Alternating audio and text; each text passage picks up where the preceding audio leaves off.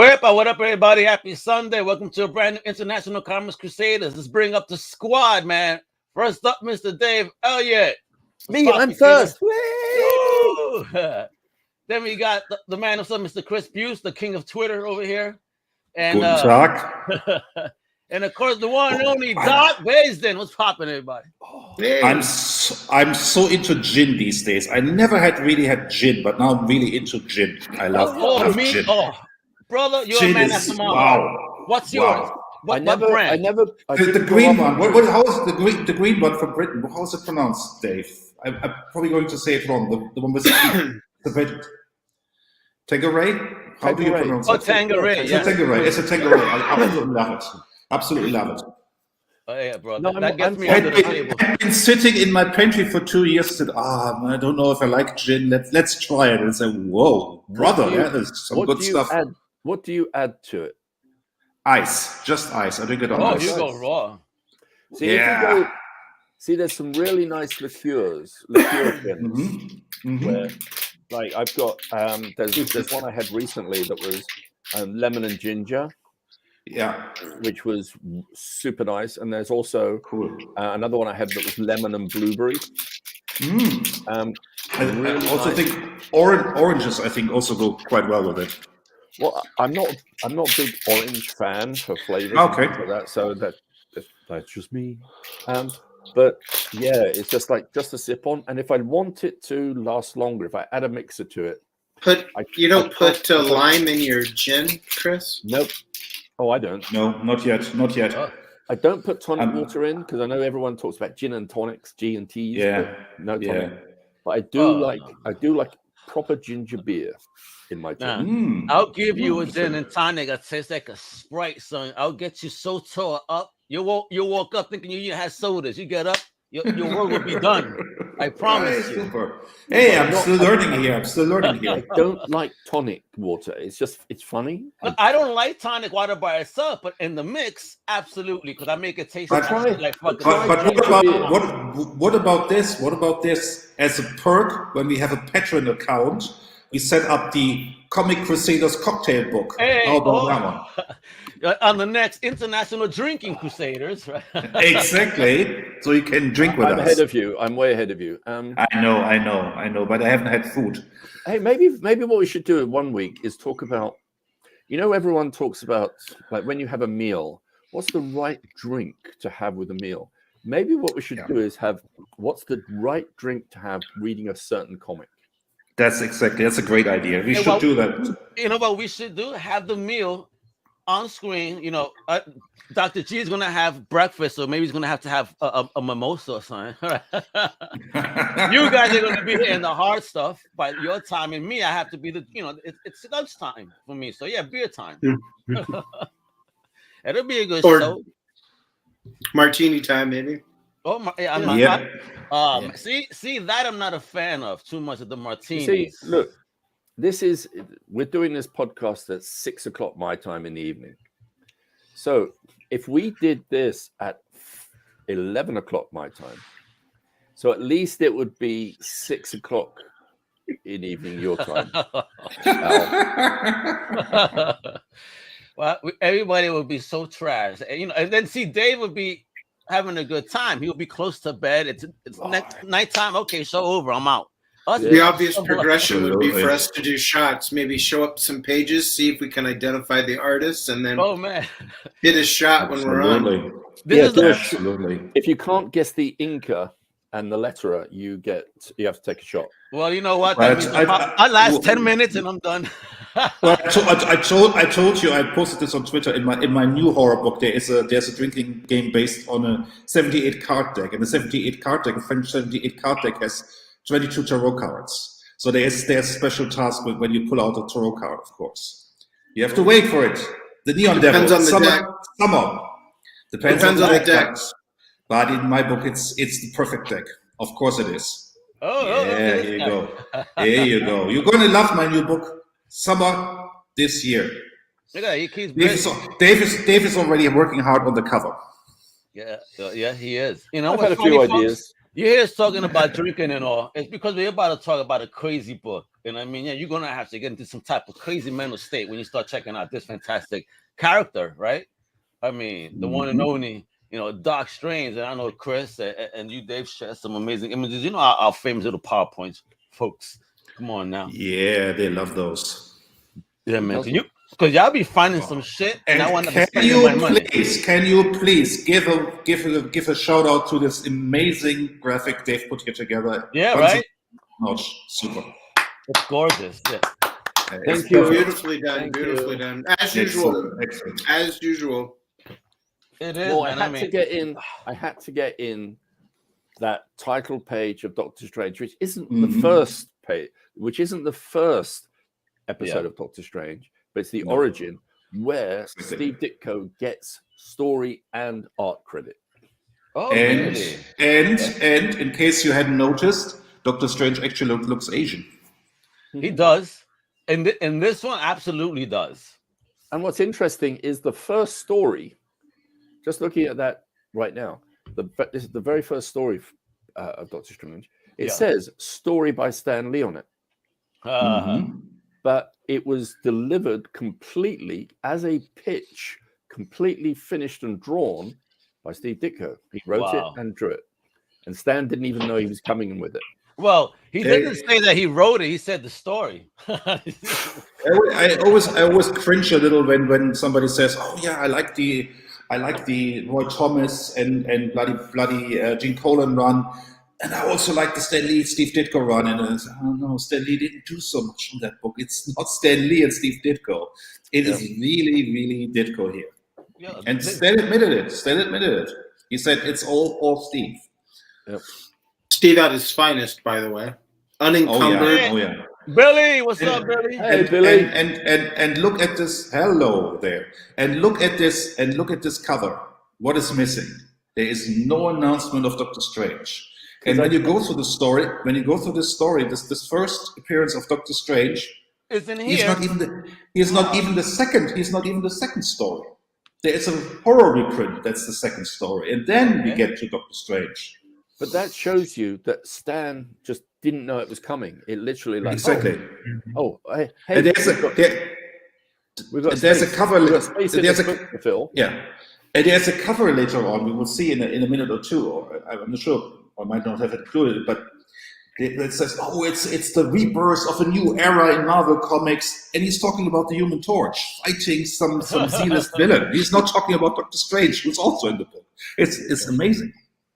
Beautiful lower tier on that splash page. What a gorgeous lower tier splash page. A 10-panel page, and it doesn't look cramped at all. No. And again, a very big focus, especially on that fourth panel. He really does look like he should have been Asian, right? Yeah. Wow. Right there. Even the mustache and all. Yep. Look at that. I think the key is the central pattern on the panel on the lower tier, because he's meditating. He has that entire look of someone. They say that the wiser you get, the closer your eyes are, like with the Buddha. Yeah, and I think we can all agree if this was a character created today, he would be Asian hands down. But this was created by two white dudes from New York in the 60s. Yeah. So obviously he is not Asian because they were not going for that market. We are in the early 60s. So don't get your things in a twist. This is different. But this was a broken white man, who scoured the earth for help, and that is how he became Doctor Strange. It's not broken alcoholic white man. Exactly. Yeah. It's not about it's not about their broken person who went to Asia for help and brought that back with him. And by the way, I love it. There's some things that like the Marvel Cinematic Universe gets right. I love the way they treat Wong. Wong is very much an equal of Doctor Strange. Absolutely. And that is the one thing I never used to like in the comic. Yeah, he was Kato. He was Clouseau's sidekick, but in the movies, Yeah, he was more like Yep. Crusoe's sidekick. It was the Yeah, he was silent- basically there to keep the mansion clean and bring him coffee or tea or whatever he was drinking at that time. to bring As the- opposed to a Pottery peer ball. equally adept who's actually in service to the mission. yeah. Exactly. In fact, I think we're finding in the Multiverse of Madness, Wong is actually taking a cautionary approach to Strange. Your ego's out of control. Maybe you don't need to be the master of these. Exactly. Look at And this. just how brilliant the storytelling is here. I like that moment actually. I know we're talking about the comic, but I like that moment in the trailer where you get that juxtaposition of Wong pretty much saying, you know, I would almost say Doctor Strange's approach has been what most people would say was white splaining. Or, you know, it's like, hey, I'm the white guy, I'm the white American guy, so I know what's best. Yeah. I have to say, in those initial appearances where they're pulling up the radiant chakras, it's a gas to see, white Manhattan, not physician, feeling so in control of those. Whereas you have Wong, it looks very natural in a certain regard. Right? Yeah. But look at this panel work here, and I'm in love with that bottom panel. That actually is a journey right there. Yeah. Look at the astral form. Look at the color choices here. Like when he goes in his astral form, that bottom tier, it's just 2 color. Yeah. And as much as we like newsprint here, all the pages I've selected, they are all newsprint. So we get this full flavor here. I know. Thank you. And as a matter of choice, I mean, Dave, maybe you could talk a little bit more about it from a technical standpoint. But you have the red, which gives you a sense of almost an infernal atmosphere, and the blue is that coolness of being out of body or being the chill of death. It's just very, very basic, but very nicely selected color scheme. Right, but again, it's not red. It's magenta.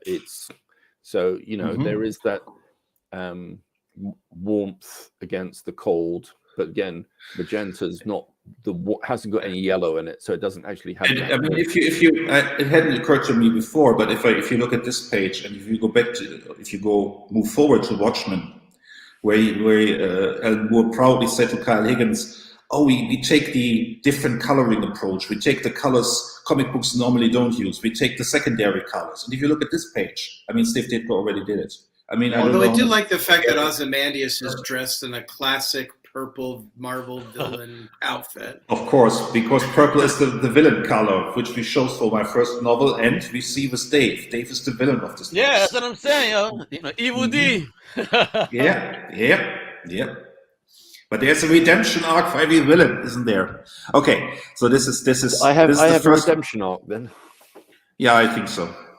Oh. It should be makes for better story. But again, we have the pinks and the blues here, or the magentas and the blues, and it's beautiful compression of storytelling here. Beautiful. Who's that in the panel though? Is that Nightmare or someone? Who's that? That is Nightmare. That's the first appearance of Nightmare, and how brilliant! This is the first story. I mean, we have no origin. Doctor Strange just comes in for this because this guy can't sleep. He has nightmares, and there's Nightmare, and it's brilliant. Cool. It's just brilliant storytelling. Very cool. Love it. I'm sure. Look at these panels, though. Again, I mean, I missed this from the comics. Oh yeah, how about panel 4? Mm-hmm. Oh right. Oh yeah. Look at that, powerful, right? Homie is shook too, just getting up. You got this dude in your crib. Like, what's popping? Did you guys have any comments? Since we were talking about Asians, etc., and Wong, do you guys have any? No, it's not a scandal to me, but what did you guys think of Tilda Swinton as the Ancient One? Was that? I think that was a bad decision. Missed opportunity. Yeah, definitely. They wouldn't do it. They wouldn't do it today. I mean, Tilda Swinton is a great actress, but she isn't. I mean, she's not supposed to be Asian, but the character is Asian in the comic books, and you should. Yeah, I mean, by all means, an Asian actor. Yeah, no, by all means, have her be a woman. But yeah, I mean, I agree with Chris. She's a fantastic actress, but it was a wonderful performance. What was off about it is absolutely she's great. I mean, you can see that they cast her because they knew they were going to get good work out of her, but it was ersatz. It was weird. Yeah, I mean, you could argue that they were hesitant to cast an Asian actor or actress because there was this twist at the end where they turned the Asian one evil to a certain degree and said, okay, we can't do this with an Asian actor. I don't know. Maybe that was their motivation. Oh, maybe you think part of the political atmosphere too. Yeah, it's true. Again, you never know because then they definitely would not show that in China. Yeah. Come to think of it, they cast Ben Kingsley as the Mandarin or the quasi Mandarin. So the quasi Mandarin, but it was also a few years earlier, and it was a very different take on the Mandarin. Let's put it that way. Yeah. Now, for real though, homie is too slow on the trigger because if I wake up in the middle of the night and there's some white dude just kneeling in front of my I'm bucking the shot. I'm not asking questions. What the hell's going on? No. He invited him in. He's there to help him. So yeah, he's there to help him. Because he's afraid what Doctor Strange finds in his dreams, namely that he committed a crime. And now he realizes that Doctor Strange has discovered his secret, and now he's going to pop him off. But he's hesitant about it, and that's why he's not shooting. Not quite to Mr. A yet. Mm-hmm. Well, look at this. Okay. Ditko's. I don't know if Ditko would say it was his favorite creation. I think he probably would because it was the one he was most in control of. But where he got to do the Ayn Randian morality play with Mr. A, kind of cutting to the chase of the essential issue of every vigilante, right? By what authority? And there's the issue I was talking about. I need to make this any bigger because look at the bottom corner. Marvel Comics and the Marvel Age of Comics. So you're like, okay, something big here, right? Yeah, but it's not Doctor Strange. It's the Asbestos Man, which they stole, which they actually stole from the Asbestos Woman because there was an Asbestos Woman in the 40s. Well, it's no Paste Pot Pete, that's for sure. Can we just talk just for 1 second? And again, it's kind of on topic in Strange Tales anyway. The Human Torch during this run had the worst rogue gallery of villains ever. Like Absolutely. Asbestos Man, this is a guy who can fly. Yeah, but Asbestos is fireproof, bro. That's why there's some a net and a shield. Like, there's some wild stories in there. There's a gang of crooks who take down the entire Fantastic Four. There's a Doom robot, basically, and the story starts with all of them tied up. I mean, for what reason ever. I love it. I just think of Asbestos Man, finally succumbing to myophilia, and I think I would love to see a book. Like have DC have Marvel do a book which is Asbestos Man, Paste Pot Pete, the Spinning Top, like all these guys. Oh my God, the worst. Didn't who was that? Did they do something like that in the few years back? Like that with. I think DC did something like that. Like they had the worst. Legion of Super. Didn't Nick Spencer do this with the Incredible Foes of Spider-Man, where he had all the Z-list villains of Spider-Man get together? Wasn't that a thing a few years back? I think it was. Spider-Foes. Yeah, I think Nick Spencer did that. Right. Yeah, totally missed that. So Chris, since you're the master here, what is Asbestos Man doing with the net and the shield? I mean, is the shield? It's just Stan's brother filling 10 pages. It's basically that's what it is. And the crazy thing is Stan thought that was the real highlight of this book. Oh my God! I think what would have been interesting is to go back and to see what other books at the time also had a similar box on the front cover. Yeah. Because I think that's just them talking about the company in general, not that particular comic. Well, yeah. But every story is like this, right? All on that metaphysical, right? He's outside his body, and who's this homie right here? In the fifth panel. That's Baron Mordo. Yeah, it's Baron Mordo. Okay. And they're always beefing. Look at that. The ancient one in the severe front of the middle last panel. Are they in the sewers or some shit? Because at least they're good and they gotta smell it. Because I mean, New York. No, they're fighting in the ancients' home whatever. What is it? The ancient soul called? I don't Would know, have been Chris. Tibet. I'm going to ask you. Do you see Kriegstein in this? Because it feels like. Oh yeah, this is very Kriegstein, of course. Another 10 It's panel costing- page. Yeah, Very, very nice in the lineup too. I mean, very that's Kriegstein. amazing. We had this, interestingly enough, we had this discussion on Twitter where I posted Steranko next to Kriegstein, and somebody said, "Oh, that's not a swipe. If you take a whole layout, that's not a swipe." Of course it is. If you take a whole layout, that's a swipe too, of course. Well, But you're Swipe of it, swiping- never the order. You can Mhm. you can swipe an idea, a concept of Yeah. storytelling. You're not necessarily like you're not tracing off the art, but No. you're swiping a way of somebody else had come up with a story, and now you're utilizing it. Now it's a swipe. Exactly. It's not necessarily a bad thing. It's like if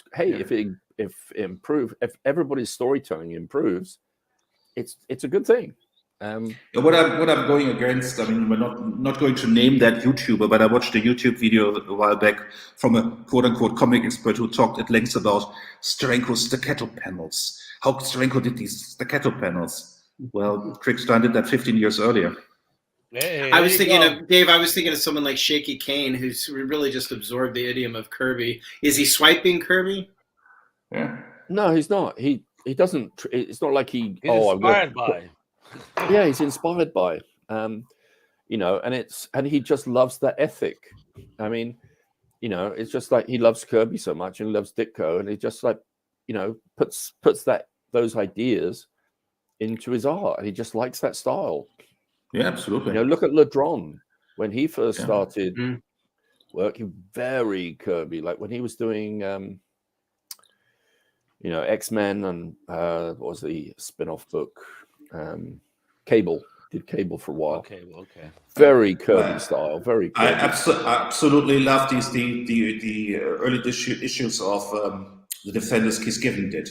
Very Kirby. I mean, like Royer inked those, but very Kirby. Absolutely one of my favorite 3 or works 4 of issues Giffen. around leading up to like issue 50 and Absolutely. 51. Yeah, absolutely love those issues.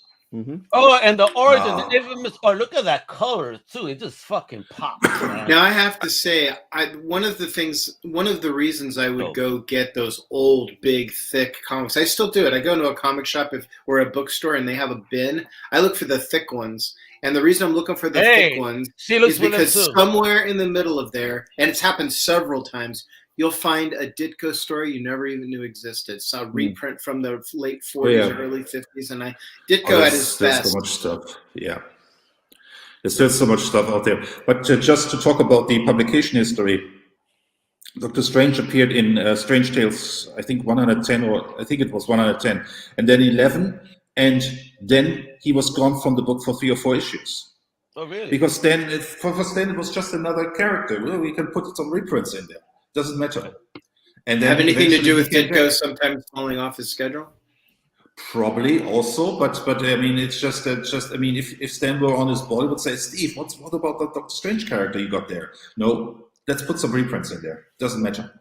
Well, don't forget. And just remember that this came out at a time when Marvel was still tied down to 8 books a month or 16 months books bi-monthly, and they wasted a complete book on the Human Torch with backups of old reprints. It's quite amazing. Well, you say wasted, but he was a familiar character. Marvel had apparent rights to it, and they could put him in the market again. I mean, same with and maybe there was also a market for this. I mean, if you think about that, we talked about this endlessly. That Archie and Jimmy Olsen were big books in those days. I mean, the teen character, cool, with his girlfriend and doing adventures. I mean, probably there was a market for it for a while. There is. If you look at it from a business perspective as well. Even though you're limited to 8 titles, you've also got a budget that's limiting you to 8 titles as well. So if you have a title that you put one new story at the front, you're using reprints in the back. That is money that if your sales are about the same as most of the other titles, you make actually more money off that title. Absolutely true. So that's probably going to help Stan. That's probably helping Stan pays. But that was obviously the case with the 100-page Super Spectaculars. You have 8 to 12 pages of news story in the front, and then you have 40 pages of reprint, and you're selling it at that time for twice the price or 3 times the price of a regular comic. And just to explain Dave's example to younger viewers, in those days, artists were not getting any royalties of reprints. No. It was just pages lying around the bullpen. They just reprinted those. They never paid the artist for those.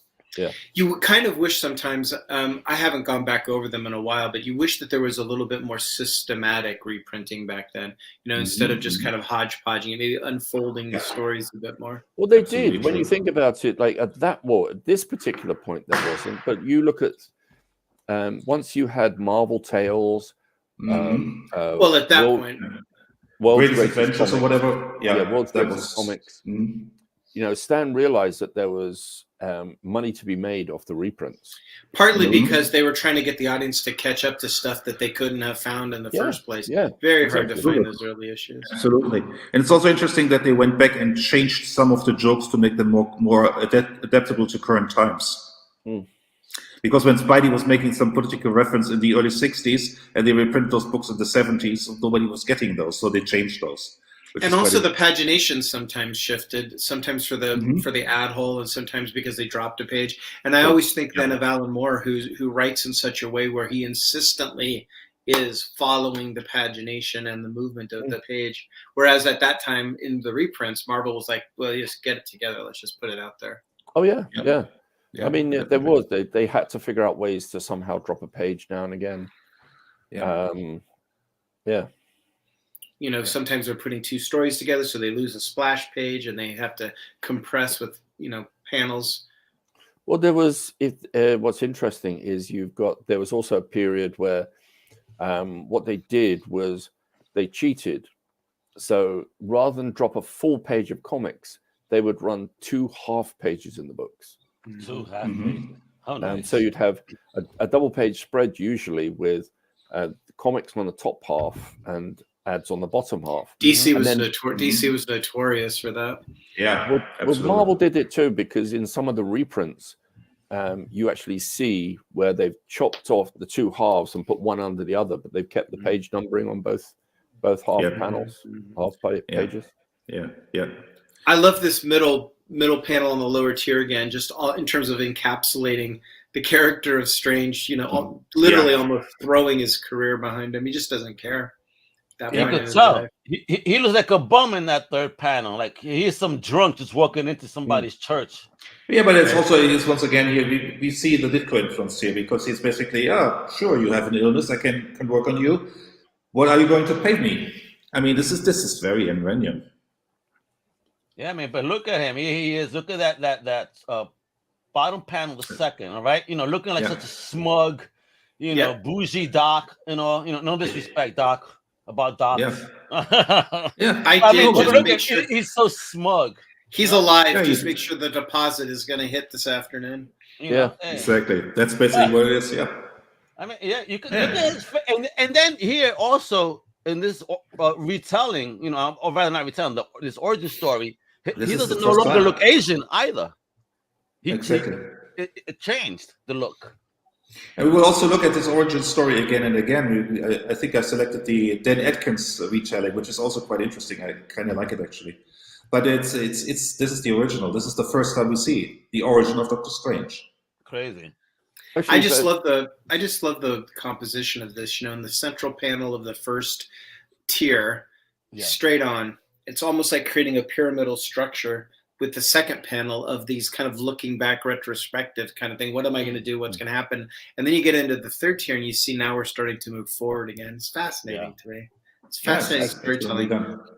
Very minimal backgrounds. And look at the last panel though. He looks like he's just chilling amongst vagabonds at that point in time. No way forward. No way forward. Right? Yeah, so he's facing backwards. Right.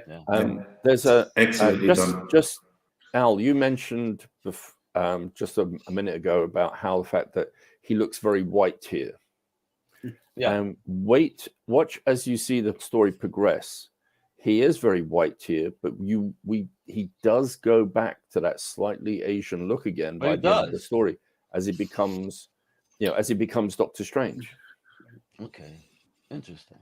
So look at here. Look at that first panel. Holy shit, bro! Right? Amazing. Beautiful. It's amazing. And it's so telling. So telling. Just, you don't even need words on that one. And just think about this. This is at the same time the Fantastic Four coming out, the Avengers coming out, these shiny new heroes. Okay, they are not that shiny in the Marvel universe, but they're still heroes. And this is the new hero for Marvel. I mean, come on now. This is so radical. I see your point there, Al. I see your point about the first panel. Obviously, Lee is exhibiting some restraint there in his word balloon.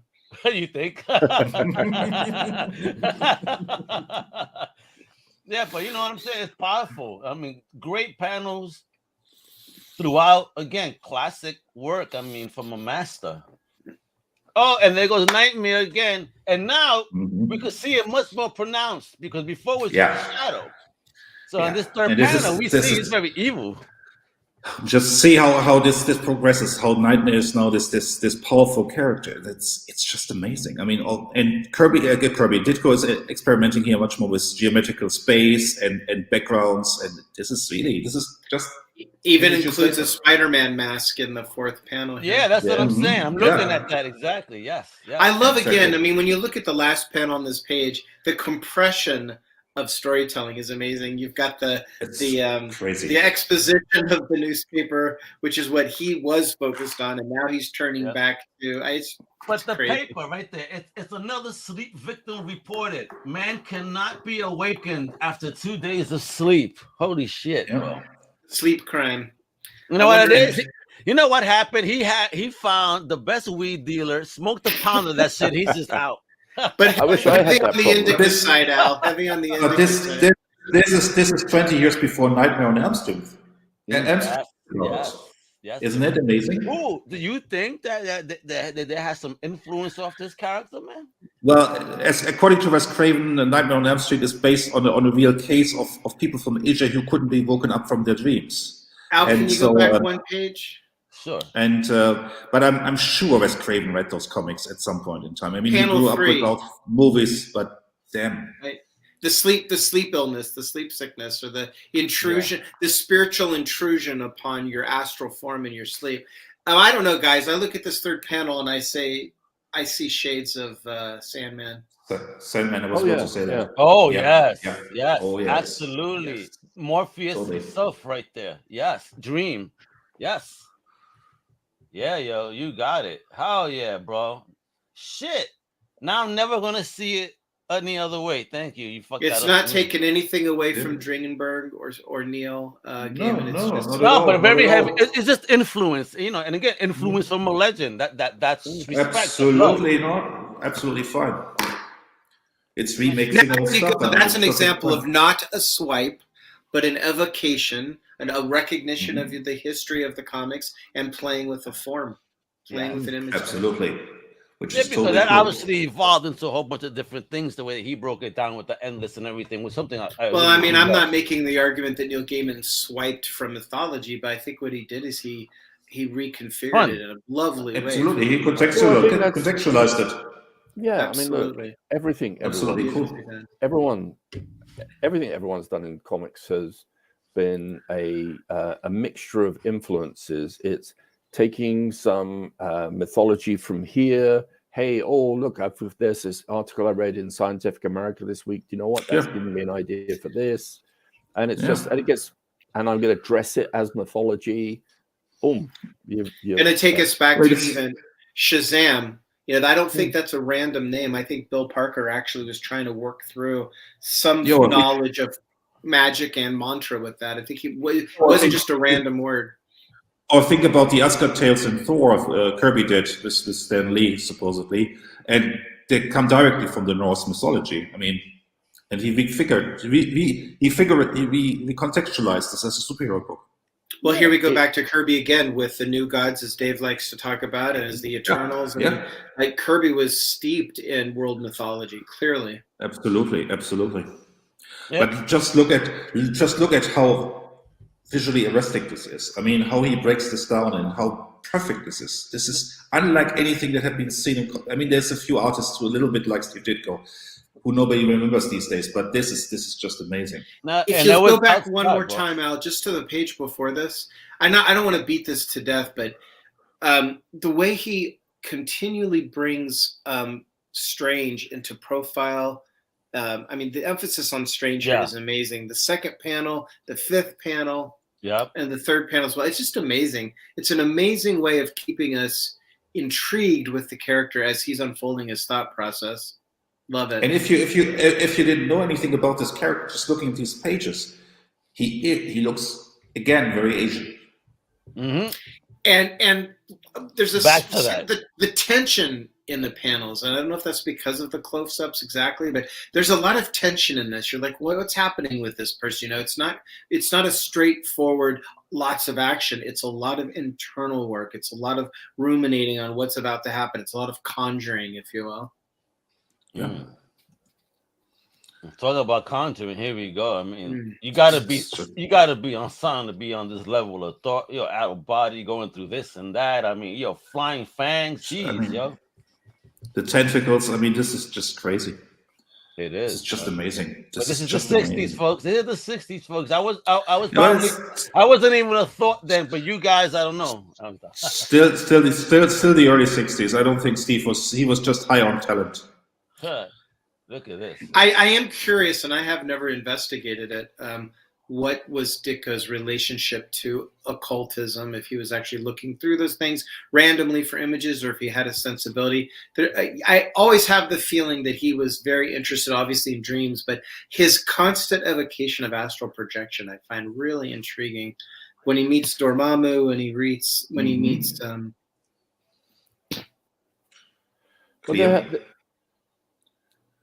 I think there was a lot of talk. I remember as a kid, there would be programs on TV that would be talking about, is astral projection real or not? You know, is there astral forms? And people would talk about it a lot. People would talk about out of body experiences. And they've kept coming back again. You know, I mean, that is the time when the CIA started the notorious MK Ultra project, where they talked about out of body experiences and can you spy on the Russians just by projecting your mind somewhere else. I mean, this is going on at that time. It was still and secret, in the 60s, as long as the civil rights movement, you have this whole movement of new mysticism, what we now call the New Age movement, getting started, and Wiccan was coming back. There was a lot of movement in quote unquote witchcraft and. You have the rise of the Necronomicon. You have the rise of practitioners like, Crowley, of course, has always been there, but they're starting to become more and more accessible to people. I mean, Chris Claremont was famously married to a Wiccan, so here you go. Who were in an open relationship. And don't forget, once again, a beautiful splash page with total encapsulation, body and spirit captured. But astral projection is real, folks.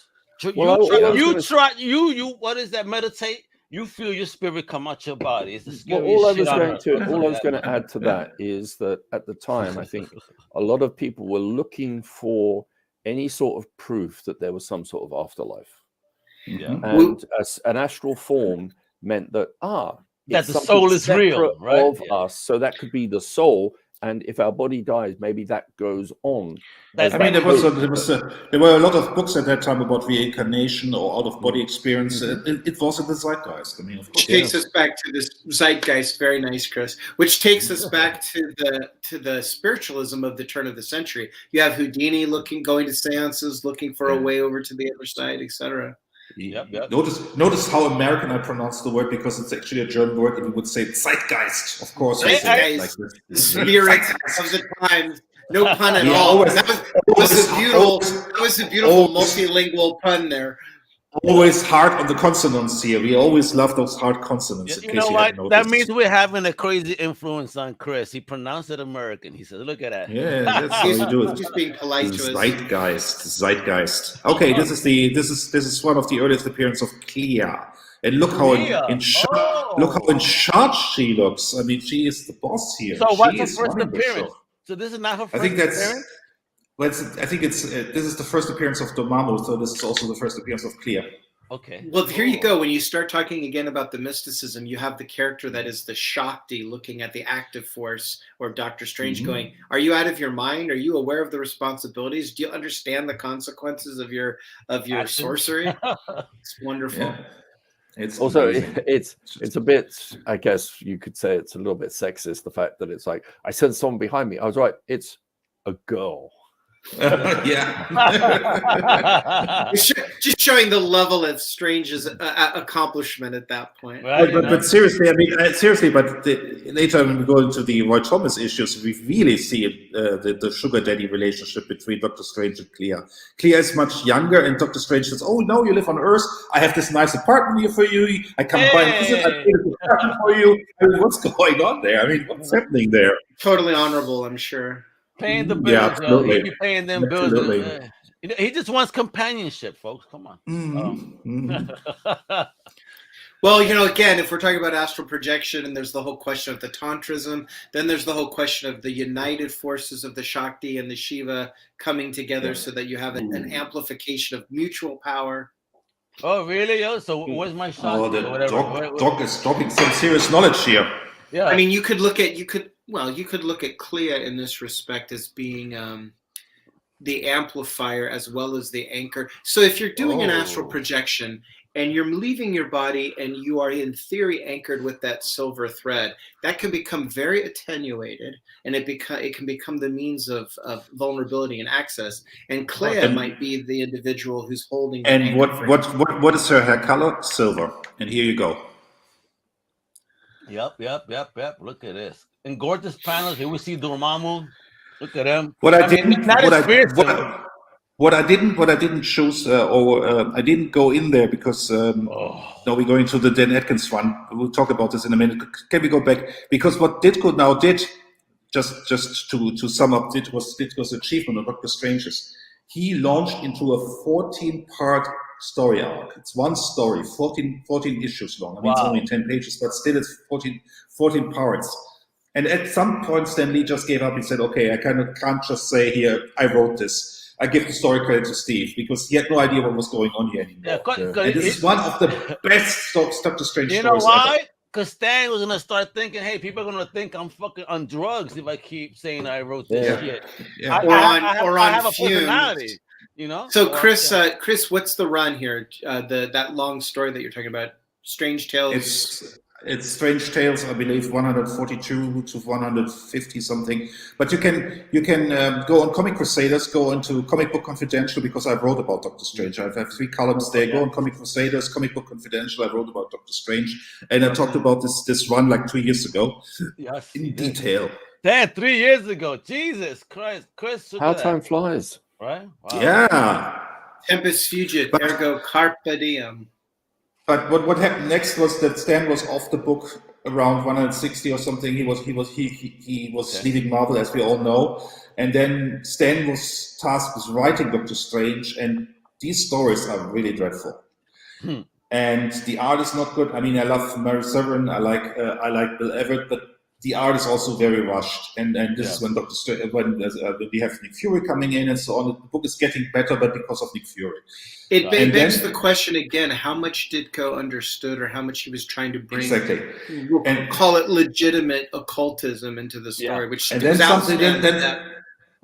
And then something interesting happened, because at the end of '68, Marvel was sold to Cadence Industry Perfect Film. Yeah, Cadence Industry Perfect Film, and they basically were no longer tied to the agreement they had with DC Comics as their distributors. They were distributed by Independent News of DC Comics, basically their sister company, and so they could bring out more books. And what they did was they split those books that only had 10 pages of story per character, like these Strange Tales, Tales of Suspense. And Doctor Strange got his first book, his solo book. It continued the numbering Captain from America Strange got Tales. his book, Iron Man got his book, Thor got his Exactly. Oh, so that whole his book, is that how that all happened then? It was that Tales of Suspense split into 2 books because they now had the means to do it. They all split into Strange 2 books. Tales. And Doctor Strange kept the numbering from Strange Tales because that kind of fit. And so we're going. Yes, Captain America 100, and Thor. Tales And Thor, they all carried on their number. Journey into Mystery. Exactly. And so we're moving into the first 2 solo issues of Doctor Strange, which were done by Dan Atkins. And this is what we see here now, the next page. And this is Dan Atkins doing the first 2 issues of the Doctor Strange solo book. And when you look at these panels, they look great, don't they? But what he did, that is a tattoo right there. Yeah, but it's not Dan Atkins. He took a lot from Virgil Finlay here, and he took a lot from Johnny Craig. He swiped a lot of those 2 issues. And trying to evoke the sentiment, the aesthetic of Ditko, because here he's got the dream sequence. He just brought it to the extreme foreground and created that depth of field. This is one Ditko panel turned into a splash page. But the Nightmare figures are really swiped from Virgil Finlay. If you know Virgil Finlay's art, his black and white art, this is a Johnny Craig panel. This is stolen from Johnny Craig directly. This is stunning. Absolutely taken from Johnny Craig from one of his EC covers. And so this is a lot of composite going on. Still, I like what Dan Atkins is doing here. It's some nice little storytelling. He emerges from this nightmare or whatever, and he's having a smoke to calm down. He's contemplating. He's reflecting back on what just happened, and now he's moving it forward, comparing it to his experience. Let me ask you guys a question, if you guys don't mind. I think it's also, hang on, I also think this feels very adult, very film noir. This is smoke. I mean, this is not your typical comic book. No, it's not. That's beautiful. Go ahead. What's the question, Greg? Well, we were talking about those books, Chris. You were talking about in terms of Marvel gaining better distribution and we splitting those books. I know that the Journey into Mystery stuff was reprinted in Marvel Spectacular, a great way to get those early Thor issues, those early Journey into Mystery. Now, I know Captain America continued the numbering of Tales of Suspense, and Strange Tales continued as Doctor Strange. Were there books that went back and reprinted that earlier material, as with Marvel Spectacular? As with Marvel Tales for Spider-Man, because I don't recall them. Not at that time. No. They continued to split those books. Iron Man got his, for example, Iron Man got the new #1 versus Captain America. They both the Tales of Suspense. Iron Man was spun off in his own book. There's a new #1, and Captain America kept the numbering going of Tales of Suspense. And this is the origin story once again, but told by Roy Thomas and Dan Atkins. So just to finish off for Greg a second there. What they did do was they would have giant-sized specials and annuals where they would use the reprint. So Thor was often reprinted in the annual. Captain America, they did the same. I think Iron Man possibly. It was Spider-Man, Fantastic Four, Marvel and Tales. the Avengers, I believe, were the 3 strips that were regularly reprinted. You had Marvel Tales, World's Greatest Comics, and I think it was Marvel Triple Action. And what confuses people to this very day. Action, that was the other title that had. That was Avengers. Marvel Triple Action. Absolutely. But it was also Marvel Triple Action was also reprinting Captain America stories. That's and true. what confuses people to this day is that they had annual issues and giant-size issues, and they were not the same. Yeah. So there's a giant-size Fantastic Four #1 and an annual #1. And as I was saying, those are the ones I will look for. My technique is to look into these big-ass bins in these used bookstores and just look for the thick ones, because I want to see these stories in some semblance of their original presentation. Yeah, it's so much better. Damn, look at this. But still, I mean, Dan Atkins is doing a fine job here. I mean, it's very well done. I like it. He cobbled together some nice panels from other artists. That is true. Absolutely true. And he used it very effectively. And this is a very Tony Stark looking page here.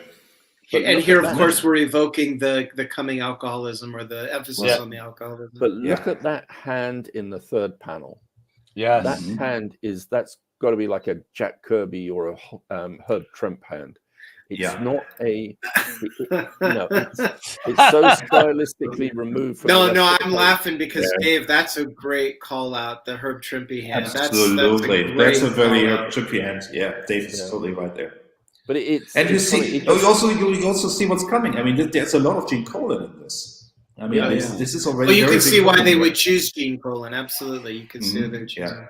Oh, some Steranko here, but again, Dan Atkins was a big fan of, big friend of. And Homie on the bottom looks like Cloak from Cloak and Dagger. Well, he also looks like Nomad from Thunder Agents. He very much does. This makes me realize how much of an influence Steranko really was on Paul Gulacy. Now that I'm looking at this.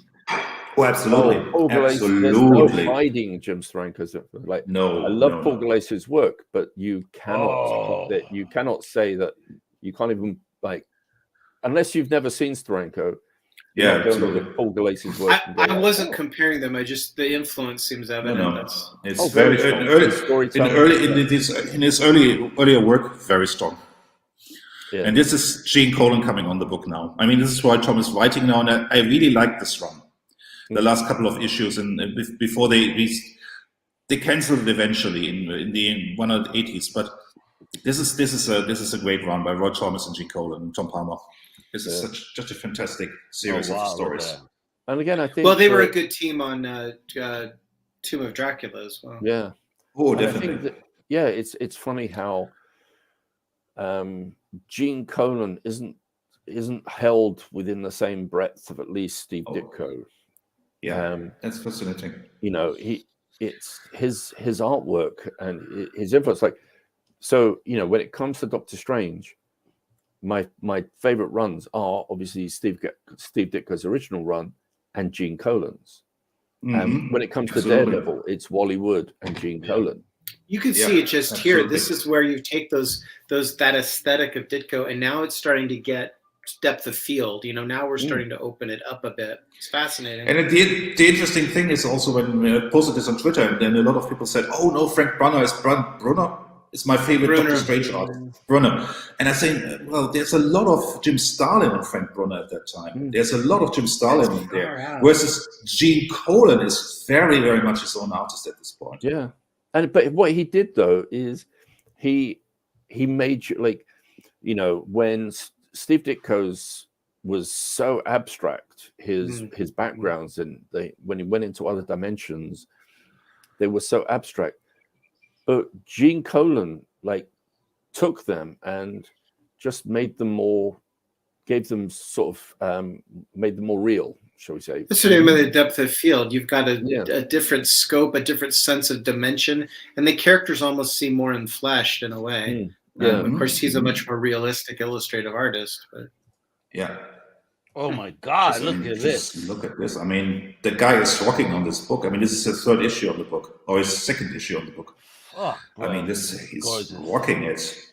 He's rocking it. Yeah, again, like Ditko might do this in a panel or a series of expositing the point. Colan's like, let's just capture the moment. Stan, got any captions? Or Roy at this point? I think what you're also looking at this point, because these few pages here is a great sample of what was happening towards that period at Marvel, where what was happening is, in order to get the pages out and to fill the books, the panel counts were changed. It went from 8, 9 panels a page to 1, 2, 3, 4. Like, please, at least 4 panels. And this page forever will hold a special place in my heart, because I named this page in my first horror novel, because it is really important. My first horror novel. Oh, I love and it. It's so important, because it's about this relationship between Doctor Strange and his new trophy girlfriend Clea.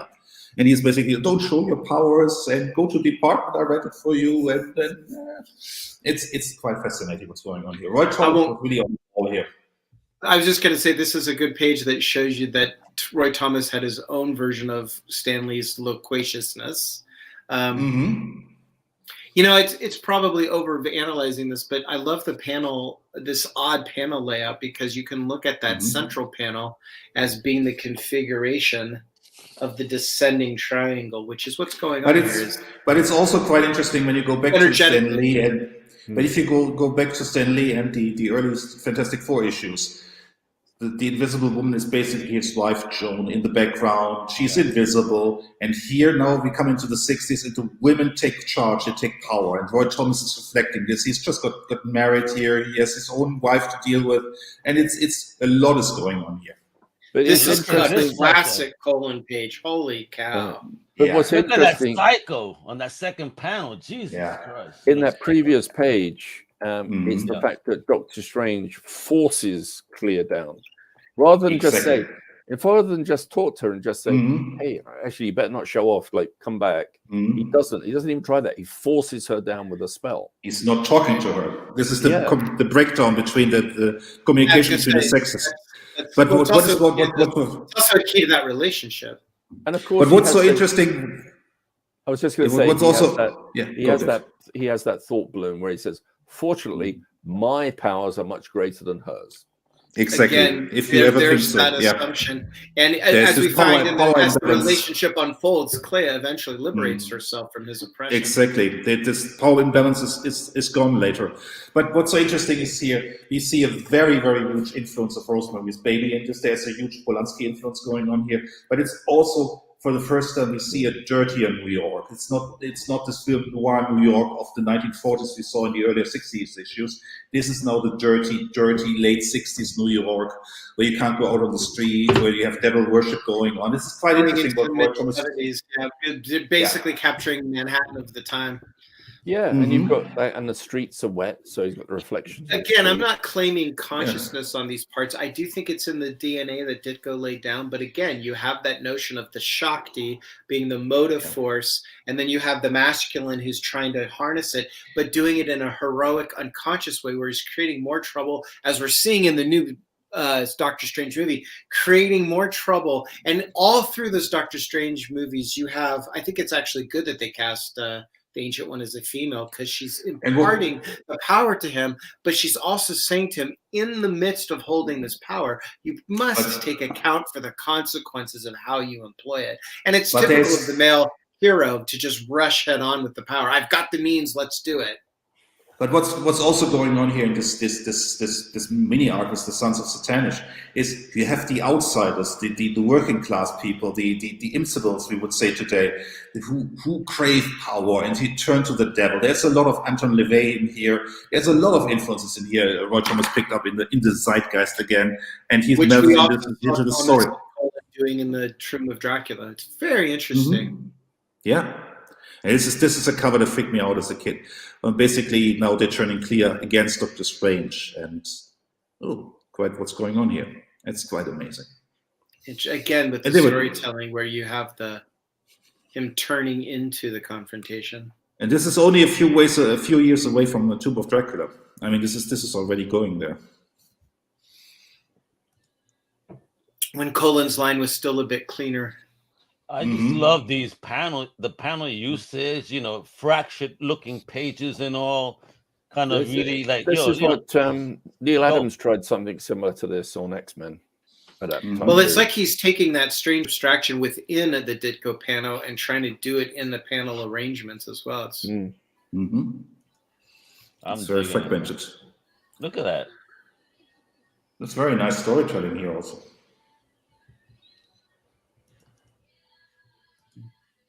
And this is when the Taurus mask comes in. Doctor Strange getting the mask. And I actually like the mask. Yeah, I don't want to see his. Kind of like it. But isn't it very Michael Myers? I mean, before Michael Myers, this futureless mask. This is very Michael Myers. I mean, it's dope. I reckon this is influenced by Phantom X and Diabolique at that time, but it's very much this featureless Michael Myers mask. I wonder what the pressures were in this. I always think, of course, you have the left hand of magic, which is trying to be open-handed and working on the progression of the world, and then you have the black-handed magic, which puts on a mask so that it has no identity. Dormammu being the classic example of a faceless villain, and now you have Doctor Strange putting on a mask as he's getting into the deeper consequence of his work, which brings to mind, I was looking for the moment to mention it. Do you guys know the song Cymbeline by Pink Floyd? No, I'm not familiar right now. I won't quote all the lyrics to you. It's a wonderful song, but one of the lines is, Doctor Strange is always changing sides. Wow, that's a cool one. That was comic book fans, a salute. 68, I think. But yeah, the song Cymbeline, early song by Pink Floyd. This is right the time when these books came out. Yes. Look at this. And here Stan Lee says he's the editor, not the storyteller, not the writer. No, because Roy Thomas is writing this. Okay. And I'm sure Roy Thomas was writing this. My God, that's beautiful. Good Lord. It is, right? Artie, hang on a second. I think I've got the title lettering for this one. Well, that's dope. Oh, that's true. They only give you the editor, the writer, the artist. Like who needs a letterer? I'm sure they obviously need an editor, but No, the letterer. I mean, a letterer. But Gene's got his idea about how he wants to infuse. The letterer is credit here. The letterer is credit here. Where? As I'm saying, they still need the letterer, but here you've got Colin saying, I've got a notion about how to bring the title. If you go to the last panel up there, they named the letterer right here. Yes. Oh, there it goes. Let's see it now. Yeah. But in terms of him incorporating it into the art, not as a presentation, but as an effect of the background. Well, usually look at that. My goodness. For a lot of comics, the artist would often draw in the title into the artwork. That was quite common. Not anymore. Not anymore, because they want greater control. They want to be able to lift those out for collections and things like that. So now, again, not to read. Go back just a second now, if you don't mind. Again, not to read too much into this, but here again, you have this descending triangle as you see Strange in a relationship or the receipt of this power of Clea. They're in a contest. They're both wielding. They're theoretically allies, but here they are in a question of conflict with each other. And you have that descending triangle of the Shakti energy being grounded in the earth. And there's the hero dealing with his responsibility of, is this energy mine to utilize? Do I have any devotion to the person who's wielding it with me? And that's the tantric relationship right there between masculine and feminine. It's fascinating. And you have the contrast of the panel of the villain who says, "Oh, this is all mine. There is no consequence for him. It's just I want power." And in fact, he's driving the conflict, and there he is, the underpinning of that page, of that structure. But this is very similar to the earlier pages we saw, where Dr. Strange and Clea were in conflict because Clea wanted to show off her power, which is playing back to this. And this conflict they already have in their relationship. Well, I remind you that when in the Vedas, when the gods lost their ability to overwhelm the power of the demons, they called upon primordial goddess in the form of Durga. So that Shakti energy theoretically is an infusive energy that the male deities call upon, but when they no longer have the means to conduct it, or they've conducted it to the point where the demons have taken control, they have to look back to that primordial essential power.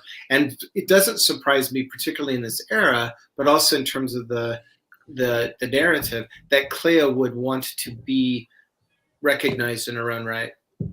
Absolutely, makes total sense.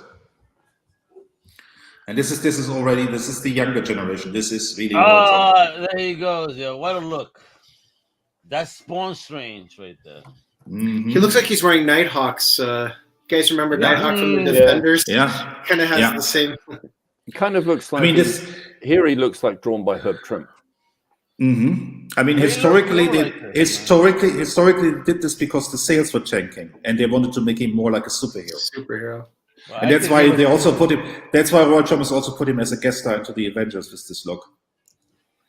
I think he looks way cooler this way, in my opinion. Well, these characters are hard. Maybe Doctor Strange is the most successful. Dr. Fate's been a difficult character to write well. Mm-hmm.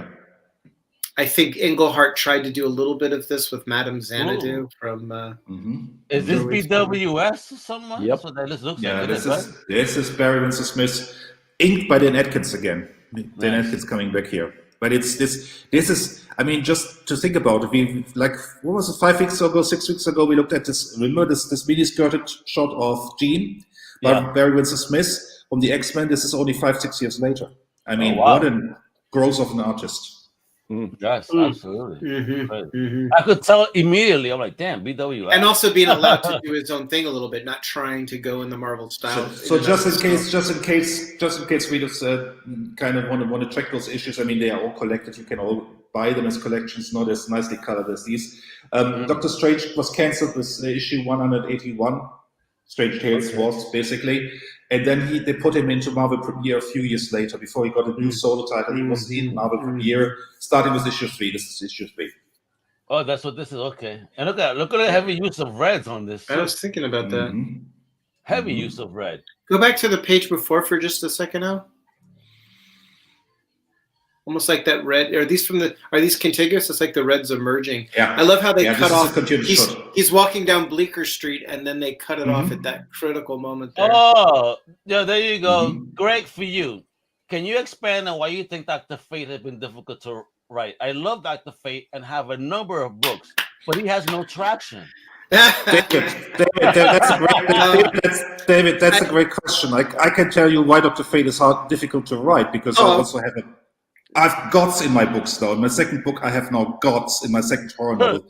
And how do you write gods? Dr. Fate is basically a god. How do you write gods? It's very difficult to write that you have these superpowered characters who can basically do anything. How do you make them interesting? And you got to make them compassionate. I'm going to tout my horn here. It's a book that is being considered. I'm not going to make an announcement yet, but I have a book called Metis, the tagline of which is Mother Goddess Full of Rage.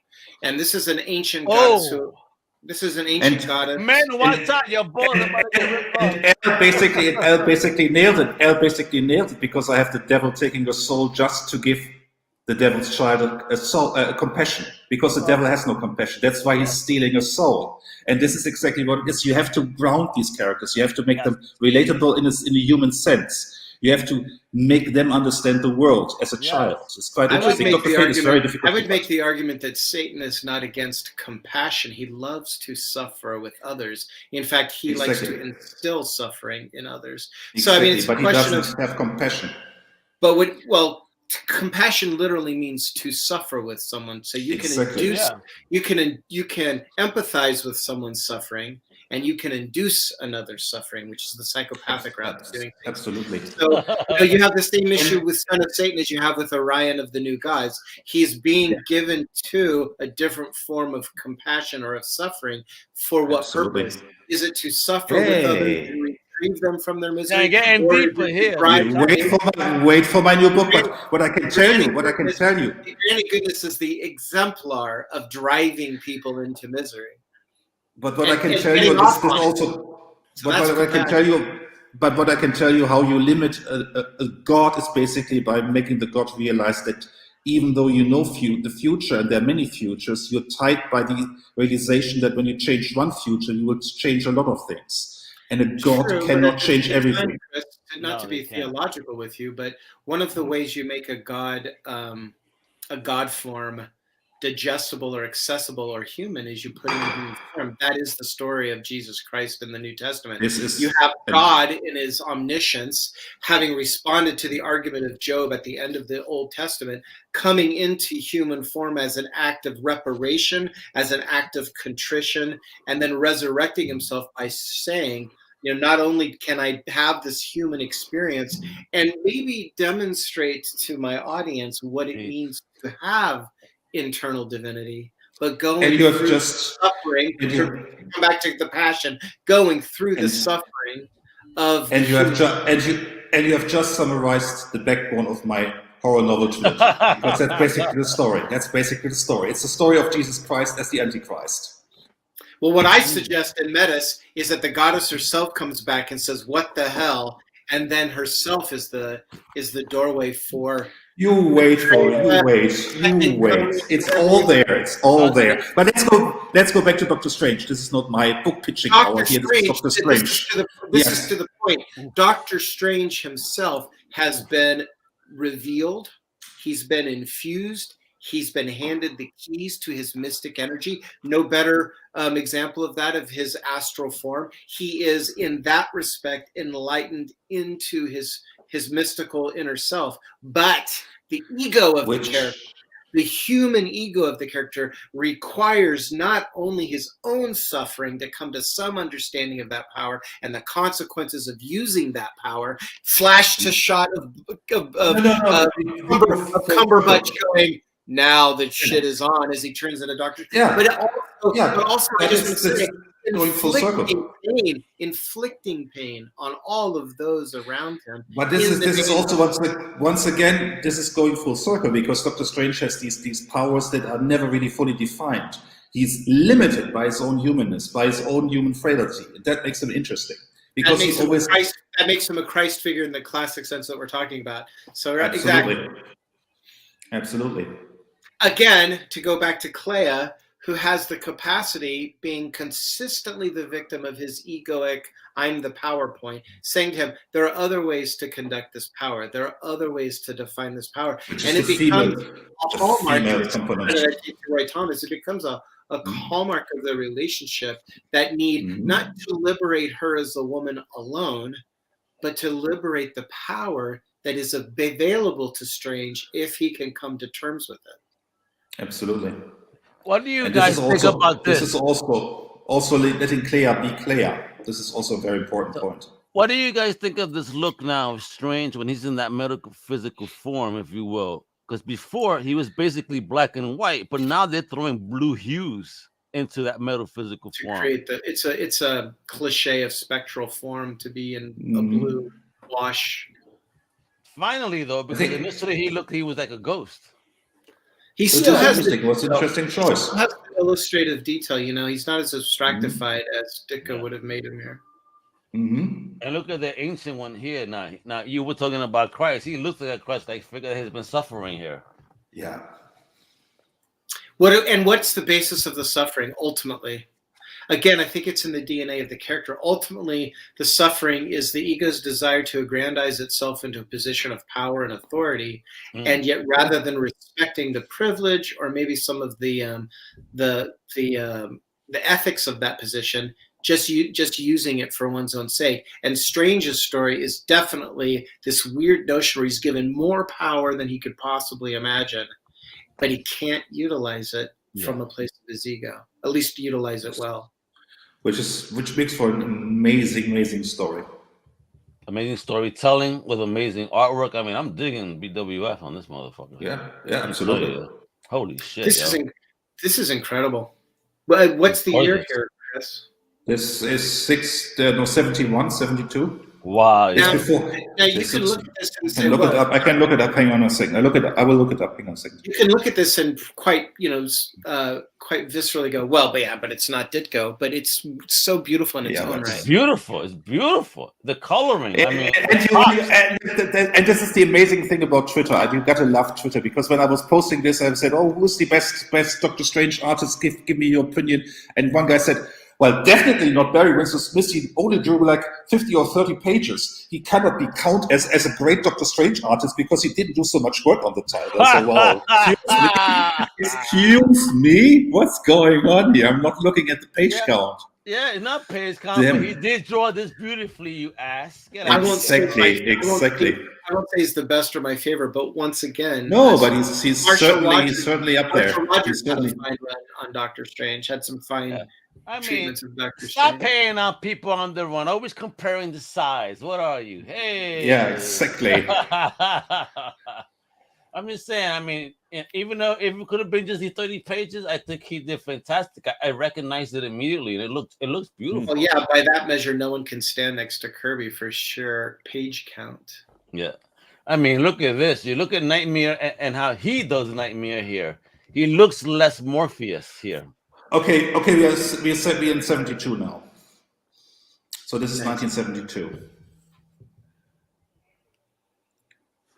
And once again, you have this nightmare going on in the upper tier, and then it gets grounded in the hospital bed, coming back to Earth. And of course, from that perspective, it looks like he's going through some kind of psychological torture. Who knows where he is? When in fact, in his mind, at least. He's in the in case you're wondering why his art looks so different now, we are moving into Frank Brunner now. Okay. This is now Brunner because he finished the run in Marvel Premiere. This ended at issue 14 or 15. Then got his own story. This moved that everybody knows the first 5 issues Brunner did was the Doctor Strange solo book. This moves right into this. This is this goes to issue 14, and then Doctor Strange got a new solo book. What pops to me here is like, yo, who's doing the coloring? It really pops on Doc Strange here, like crazy, yo. Those blues, those yellows, those reds with the line work, even those purples. I mean, everything pops. I mean, if you look at that 4th panel and just look at that close up of Strange's face, all the shit, the shadow uses and everything. Well, wait till you turn and see the next page. My God. Oh. Fuck, look at that right there, the eye panel within the first panel, motherfucker. Can you go back one more? Just go back for a second. Greg is analyzing over here. Well, the storytelling to me, I can't really read what's going on in the language, and that's an important part of it. But I'm just watching the progression here of Clea coming into proximity, almost pleading to Doctor Strange, him turning as if she's given him a revelation that he hadn't thought of. And then again, she's in the position of authority in the last panel. Turn the page. Yes. Turn the page. There she is, center of the page. She's had some kind of she's imparted something that's really profoundly impacted him. And here we have their rapprochement. Here we have the unification, the conjunctio of these two energies, which have been largely in conflict over strictly appearance and method and polar, but they're actually serving each other, ultimately coming to an understanding of the power. And we were talking about the writer beforehand, before we went live. This is now Steve Englehart coming on the book, and Steve Englehart is very important for Doctor Strange. So again, I'm not making any claims for what they were. Go back one more time. Sorry, I'm not making any claims for what they're actually doing. I'm talking about the archetypes of the nature of the story, because here you see them in the fourth panel, silhouetted in the sun. Now, just on a simple Isis and Osiris level, you have the goddess coming to retrieve the lost god. They're silhouetted in the sun, which is the rapprochement. She comes and puts her hands on her head on his heart. And in the next panel, as they're receding into the background, there's the sun without any silhouette against it. And I would claim that that's an Eye of Horus image of the rebirth of the god having come to a transcendent place in his understanding of it. It's very deep. Well, that's pretty much what's going on. And you can see in the top panel, there's that cameo of the eye. And here we are in the last panel. I mean, I'll talk about artistic influences. If I looked at that eye as a separate panel, if you just showed me that eye and you said, who drew it, my first response would probably be Joe Kubert. Nice. Yeah. Great eye, Dave. You always have such a great eye, I swear. So I think that it's the fine brushwork. I think that, it's interesting. Frank Brunner as an artist, I thought it was so unique that what happened is he came up in Marvel Premiere.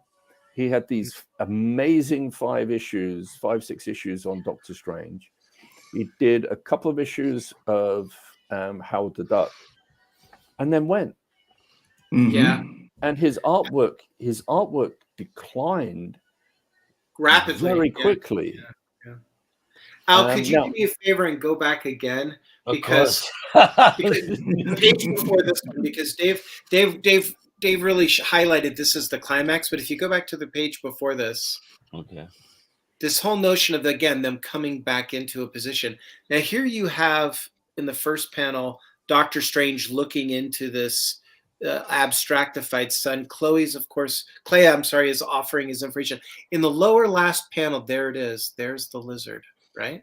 But also look. Do you see Golgotha on the right? I was about to say that you see the crosses. You see the cross side the same. Three figures in the penultimate panel. There's the crosses and as saguaro cactuses. Yes. Now turn the page again, and you have again one of the symbols of resurrection that now Strange is able to gather into his hand, look at from a standpoint of the master peering into the elemental force, the rejuvenative reptile. Holy shit, bro.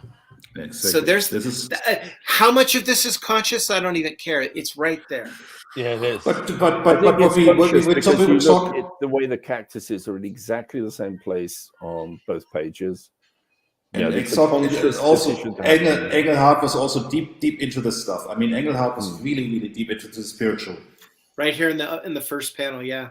And again, you have that sigil, if you will, which is, talk about the economy of language. And then again, you have the three figures themselves. Yeah. And then we were talking about Engelhardt. Remember, we were talking about Engelhardt in the context of the Celestial Madonna. I mean, Engelhardt is really into this spiritual, into this. The lowest will be the biggest, and very biblical references. You mean our prior conversation about Mantis? Exactly. When I was in high school, admiring the upper class women We used to refer to them as celestial Madonnas. Mm-hmm. I call them celestial beings in my book, because what I do in my first book is, because if you're not a college kid, if you're a townie, then all college girls are celestial beings, because a townie can never date a college girl. That is my understanding of the American hierarchy system. Of course, a lot goes on in high school that is pretty transfiguring, I might say. I would imagine. In college. Chris, so you were talking about when he went on to Marvel Premiere. So talk about this. It was Look a at whole bunch of that. new people touching. I'm gorgeous cover too. Is this the first time he's in Marvel Premiere? No, he's a Marvel Premiere. We saw remember the first pages we saw was Barry Windsor Smith. Okay, so so he joined the book with issue 3. He didn't have many good writers, because he had also Gardner Fox, who was well beyond his prime at that time. Sorry, Jennifer, who wrote a book about Gardner Fox. You should check out Jennifer DeRoss' book about Gardner Fox. But also, I mean, Gardner Fox was not getting it anymore at that time. And this is the 70s. This is when Steve Englehart comes in. He comes in around the 10 issue 10, 11. And this is also when Bruno joins the book.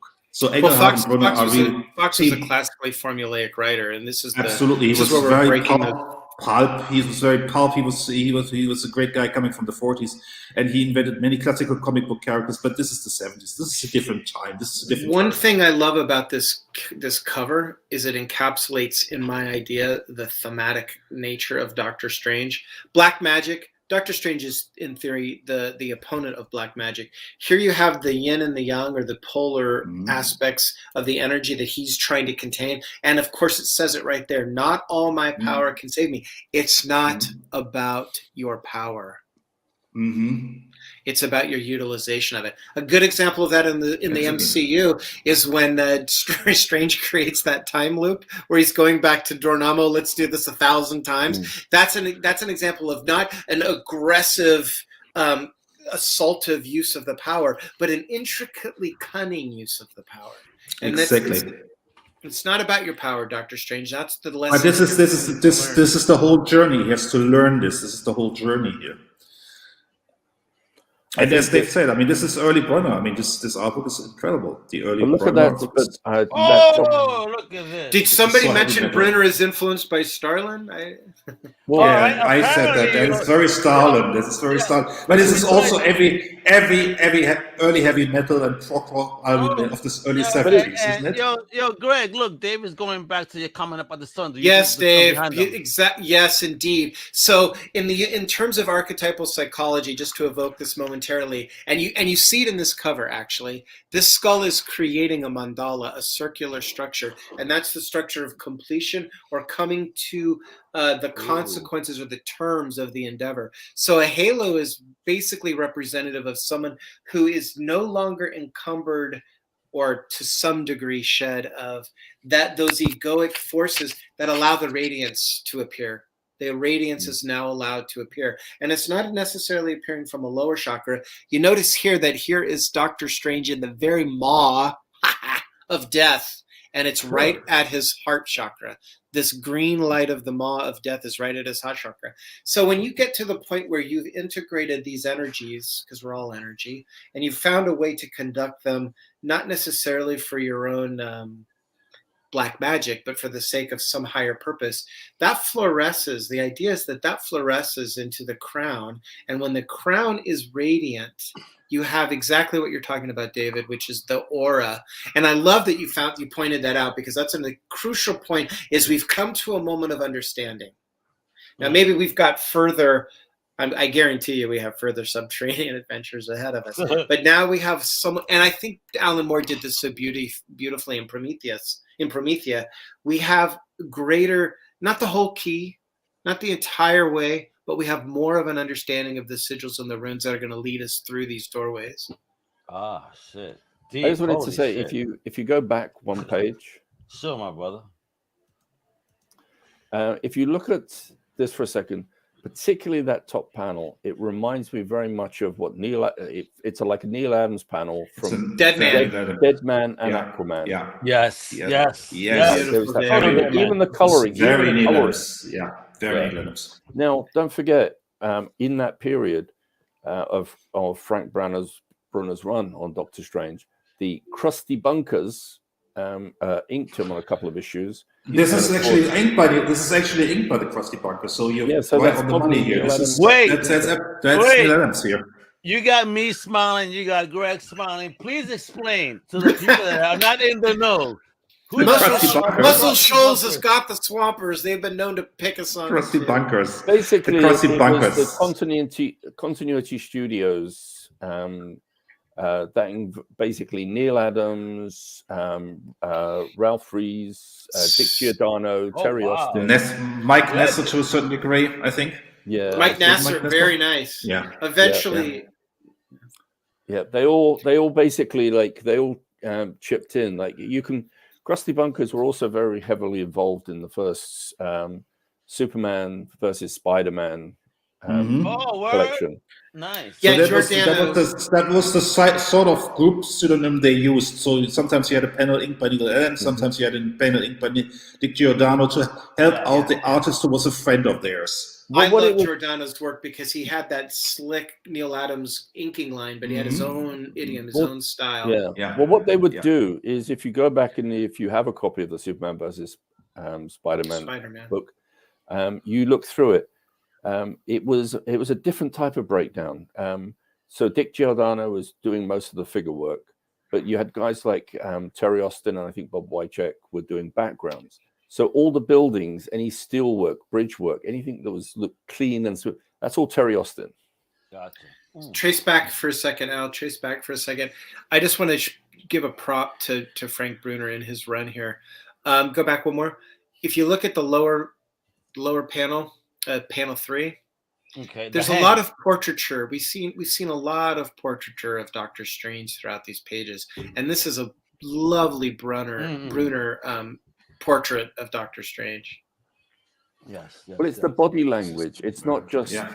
It's some artists just have a standard, no matter whether it's Doctor Strange or Spider-Man. The same. The pose is the same. The body shape is the same. Maybe the face is different.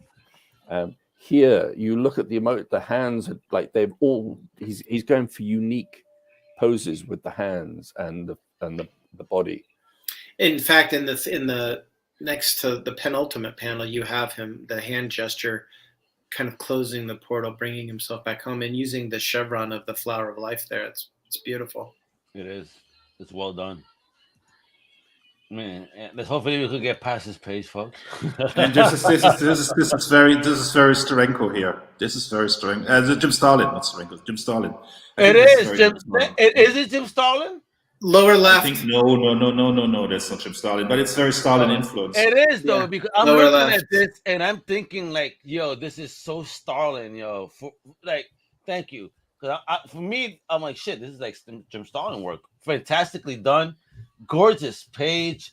I mean, look at the panel work and just the way everything's used, the lettering, fucking bosses right here. Bosses. But look at that. But look at the Neil Adams faces at the bottom.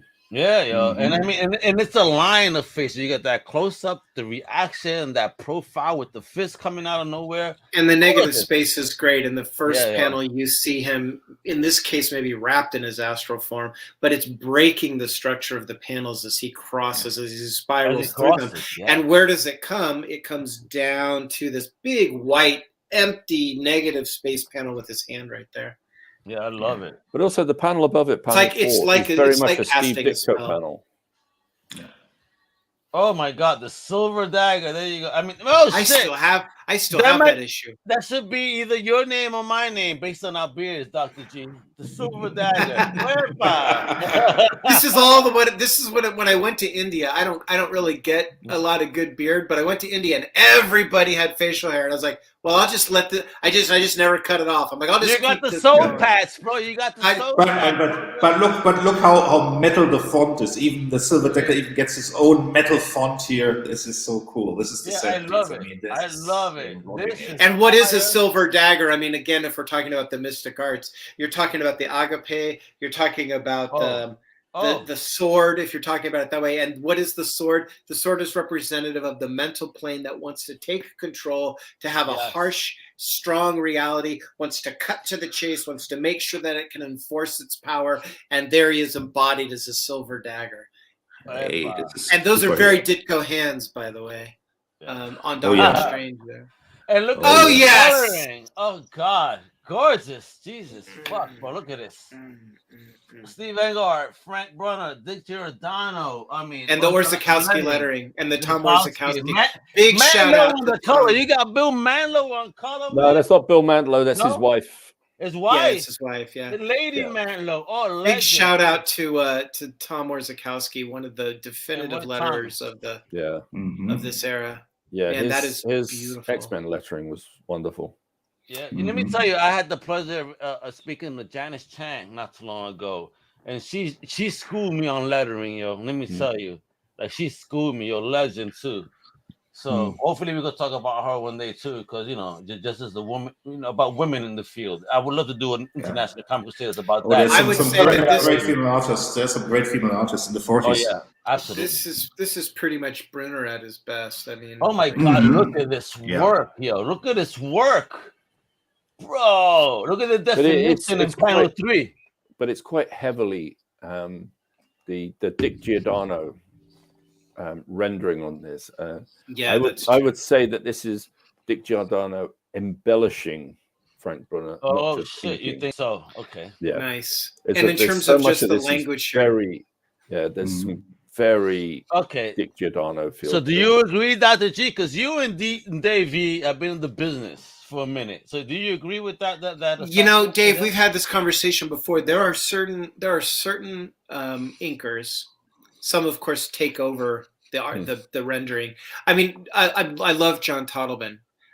There was so much going on with Steve on pencils underneath that, but Toddleman's inks were, masterful. You have Joseph Rubinstein, you have Terry Austin, and Giordano is one of the nicest inkers in the business. And here he is. Is that what you're saying, Dave? He's really doing Bruno's service. But what we should also mention is this is a fifth issue story arc, and what they do in the third issue is they have one new page at the top and one new page at the end, and the rest is reprint. This is the story because So may I say, he couldn't meet his deadline. He couldn't meet his deadlines. Yeah. If you guys will indulge me for a moment, God, this is spectacular.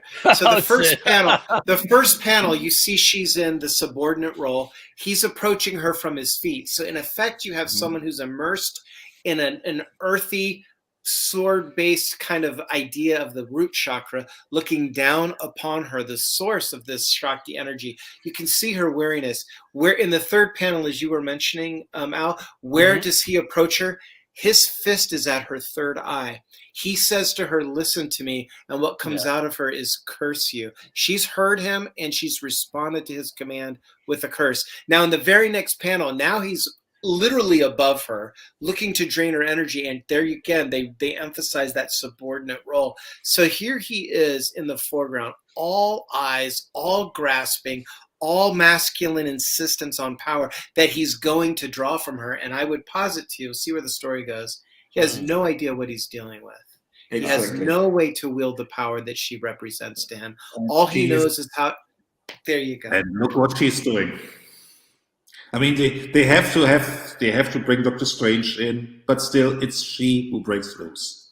Yes. And he can't deal with it. He can't deal with it because suddenly the woman fights back. I mean, this is an abusive relationship. Suddenly the woman fights back. I mean, this is quite amazing. She said, "Enough is enough, motherfucker." Well, and that panel right there, that is. And I don't really typically subscribe to notions of patriarchy, matriarchy. It's a conversation for another time. But this is the planetary essence entrapped in the industrial society that wants to exploit and extract from her. And she's saying, "What more do you want from me?" I mean, she's literally in the pose of sacrifice. What more do you want from me? There's an old saying that in the Vedic structures, people are always praying to Lakshmi, the goddess of bounty, gimme. When can I? And one of the tricks mantrically about the Shakti energy is you don't approach it going, "What do you got for me?" Because she will say to you, at least in the form of Lakshmi, Durga to some degree, when the gods all give her back their weapons and say, "We've blown it," and she says, "All right, let me show you how this is done." But in the Shakti, you don't approach Shakti going, "Give me more, give me more." She looks at you and she goes, "Everything you have came from me. I am the arbiter of bounty in the world. Better to take what you've received and utilize it as I'm doing, and then your bounty and your riches will come to you." And here she Which is is going, what do you want Steven. from me? What do you want from me? What is it that you think you're going to take from me? Oof. Well, that's what the Ancient One did to Doctor Strange in the previous story, and the Barry Smith story. It was like, you're on your own. I've given you enough. I've given you everything you need. What else you need? Figure it out. Yeah. I have to say, as an aside, that's why I like the character Nightwing. I know a lot of people hate Nightwing, but he basically said, I pretty much learned everything that Bruce has to tell me. Hey. I have my own Mhm. way of doing this now, and I'm going to show you how I do it. What do you love think that about guy. this comment from David? He goes, I love that middle panel. It evokes cosmic power that is attempting to be shackled. Yes, and that's the narrative myth of a lot of, and again, I'm not talking about genders. My God, let's just hold on for a second. But the whole primary story of Goddess finding her power is to relinquish all the forms of her power in a descent where she comes to her essential power. Shit, And there talking you go. about a goddess fighting. Holy shit. That's a green Tara. That's a green Tara right there. Even down to where it almost looks like dragon forms with her hair in the background. Yeah, dude. Is this is P. Craig Russell? It is. That's Russell, Yeah. That's Russell. Thank you. You beat me to it. Thanks to you. Oh guys. gosh, I'm look at learning this. so He's even calling in the Kundalini spiral. This is energy flowing into his hand, his left hand, by the way. Oh, I see. This has to be one of the greatest modern day Doctor Strange stories. What is it that disturbs you, Stephen? Was an amazing. It started off as an annual by P. Craig Russell, but a few years later, they wanted to reprint it, but he literally redrew the story, expanded it, Oh, say word. and both versions are available in the trade for it. As if to say, "What is your nightmare, Doctor Strange?" Yeah. It also shows Russell's growth as an artist. Yeah, it does. Oh, did he start on Killraven? You guys remember Killraven? Yeah. Oh, yes, amazing Killraven. pictures. Yes. What an astounding progression as an artist. Oh my God, Chris, where did you find this black and white beauty? No, that's Dave now. Dave, where you find this black and white beauty? Oh, it's in my Craig Russell file on my desktop. Hey, look at this guy. Look at him. Everybody, hold on. Let me get the broom. But hold on. But see, this was the cover that Craig Russell drew for his annual and was rejected. It was never used. Rejected. This is the folks exclusive. Look at this rejected cover right here. For real? So if you go to the next image, holy shit. That's the oh my cover. God. Hell no, bro. I'm gonna have this any day. Jesus. What the fuck did they do, bro? So what you had is they went to Dave Cockrum. Hell no. I was going to ask you. One, but then they had John Romita draw over the top of that. Because the woman on the left to me looks like a Cockrum figure. So go back one more time, Al, if you don't mind. Hey, I'm saying, right? Look at this. Oh my God. Gorgeous, right? Talk about dramatic tension. Yeah, that's what I'm saying. Like, this is the cover you will pick up. Yeah, look at that. Look at that hand of Damocles. I don't want to say you won't pick this up, but come on, man. Look at that hand of Damocles hanging over Doctor Strange's head. Yeah. And this is Russell in 76, 75, whenever this was drawn. I mean, this is just amazing. And I want to still early Russell. Yeah, I want to point that out, Dr. G. The hand. So it's a female gesture. She has their hands are very similar. So they are effeminate, but effeminate with power because you're holding homie down, son. See, I think probably the reason why they didn't like this cover was because both of the characters are facing their bodies are facing in the same direction. They're not opposed to one another. They're not. Yes, as you see clearly in the next one. Oh, so you can't have Doctor Strange be dominated by a chick at this time. But this is the moment of tension before the conflict. This is the tension leading to the conflict. So that's what I see on this cover. American superhero comics have always been about conflict, which means you have to have two people facing each other. So go to the next one. They're angry, which is why the next shot. And it doesn't even make sense. You have this discharge of energy into the ground. You have them. Obviously, he's blocking that blow, but it doesn't do anything. And again, Clear's not in the story, so it's an odd one. So. Mad corny. Talk Oh, about look your at this. menage a trois. If you go back to that for Hey. just this, never mind. Look at this guy. He wants to get all on the Slingerverse now. You know, this is Well, again. if you look back to the symbiotics of an image like this, now I would suggest that this is probably unconscious, as Dave is saying. This is them going, show me some dramatic conflict, show me Doctor Strange stymieing or protecting, or you know, show me the.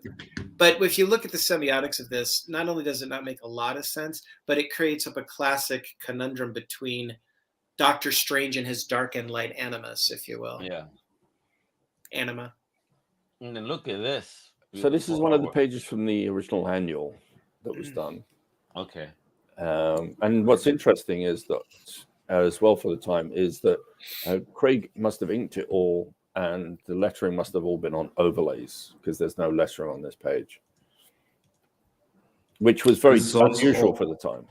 This is also very, very Craven. This is you see the Craven influence here. Oh, this is amazing. What's this? Now this was his cover. This was his cover for the revised version. Was so just simply supposed to have been the reprinted version, but he pretty much redrew it. Now, who was asking us before about auras? I'm sorry, I've already forgot his name. Was it Howard? David Howard. David Howard. Here again, David, you have the hand that we've all been talking about, the gesture of magic, and you can see the radiant aura. It's as if he's concentrating all of his Kundalini or Shakti power into his hand. What is it that disturbs you, Stephen? Oh, wow. Look at this artwork, though. Jesus. Yeah. There's the trade has both stories in it, and I really recommend. While I still have the original annual, because hey, it's the original annual, and it's on newsprint, but the reprint isn't bad, but this version of it is good. And for those of you who are looking at, if you don't mind going back again now, what you're looking at here is you see this is a Ganesh figure. This is Hinduism as pushed through Southeast Asia. So that looks like Angkor Wat to me. So you have this kind of a Tibetan inflection to it, but that's clearly a Ganesh figure. And what we're moving into is the ancient temple. And then you literally see him as he's entering it. He's green with the power of the heart and also the eye of Agamotto. And then he's entering into the depths. The last panel, it's kind of suggested in the next to last panel, there's a womb aspect to that. And he's crossing into the root chakra. He's crossing into the darkness. And there he's met by the dark Persephone of dealing with the consequences or looking at the actual sources and expressions of your power. Persephone was a goddess she was a princess who was beholden to the mother goddess and had to be abducted into the darkness to recognize that her true power was bringing radiance, to go back to the auras, into the depths of blackness. There's no light in Hades' realm. There's no way to see the figures of treasure hanging literally for the asking from the ceilings until Persephone arrives, the goddess of princess of flowers. But what's so interesting is Persephone is only in Hades for half of the year. That's why we have the season, because dark and light form. Because her mother, what's her name again? Demeter was crying, and then there was no longer sunshine, and so Persephone went up in spring and summer, and Hades was alone.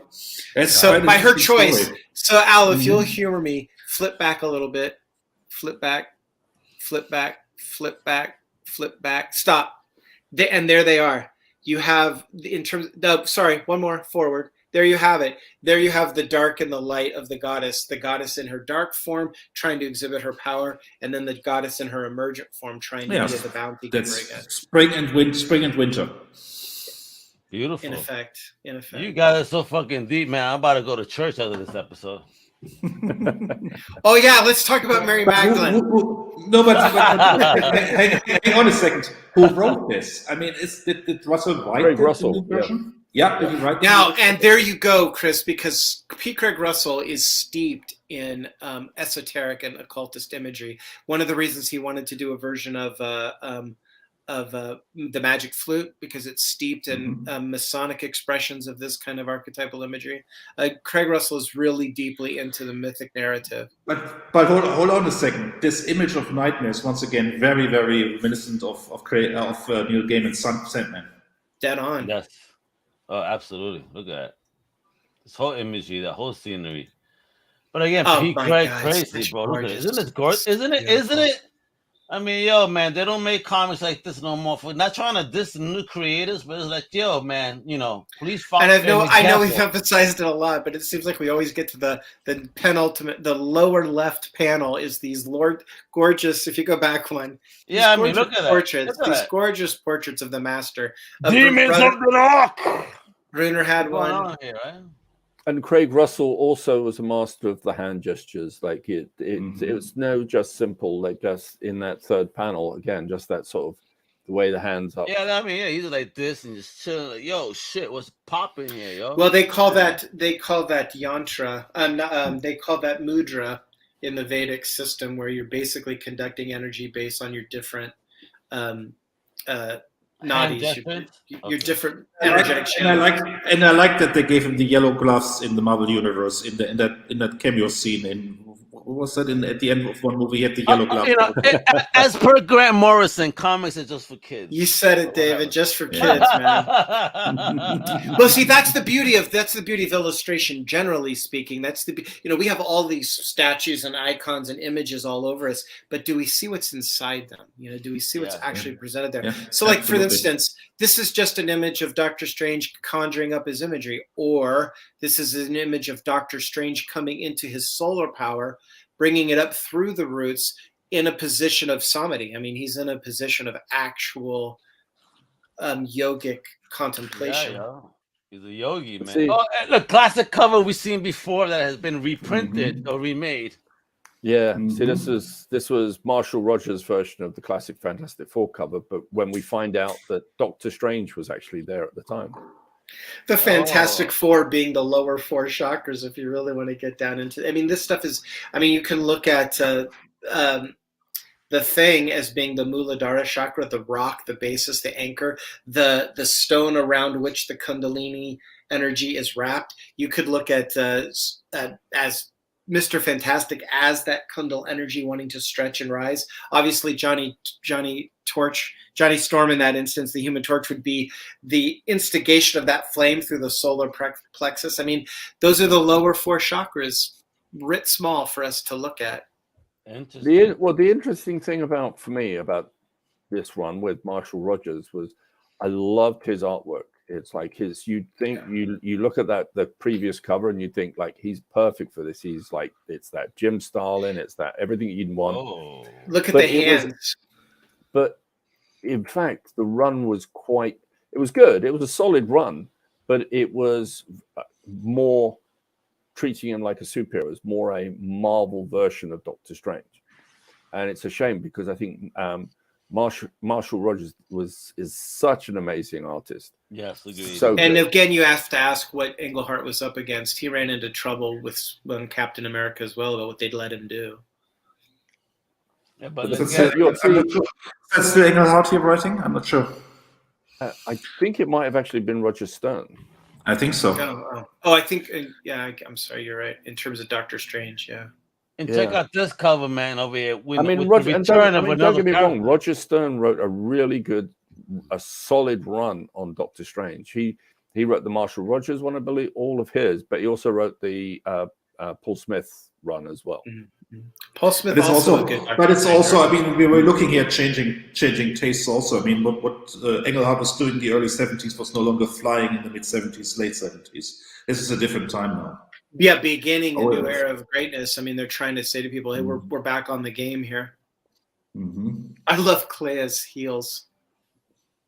Yeah, and I love how Leonardo DiCaprio, the little insert pic of Doctor Strange looks. Oh, look at this 50th. My God, look at the colors on this. Again, I mentioned to you, Rogers really loved doing that, really emphasizing that hand.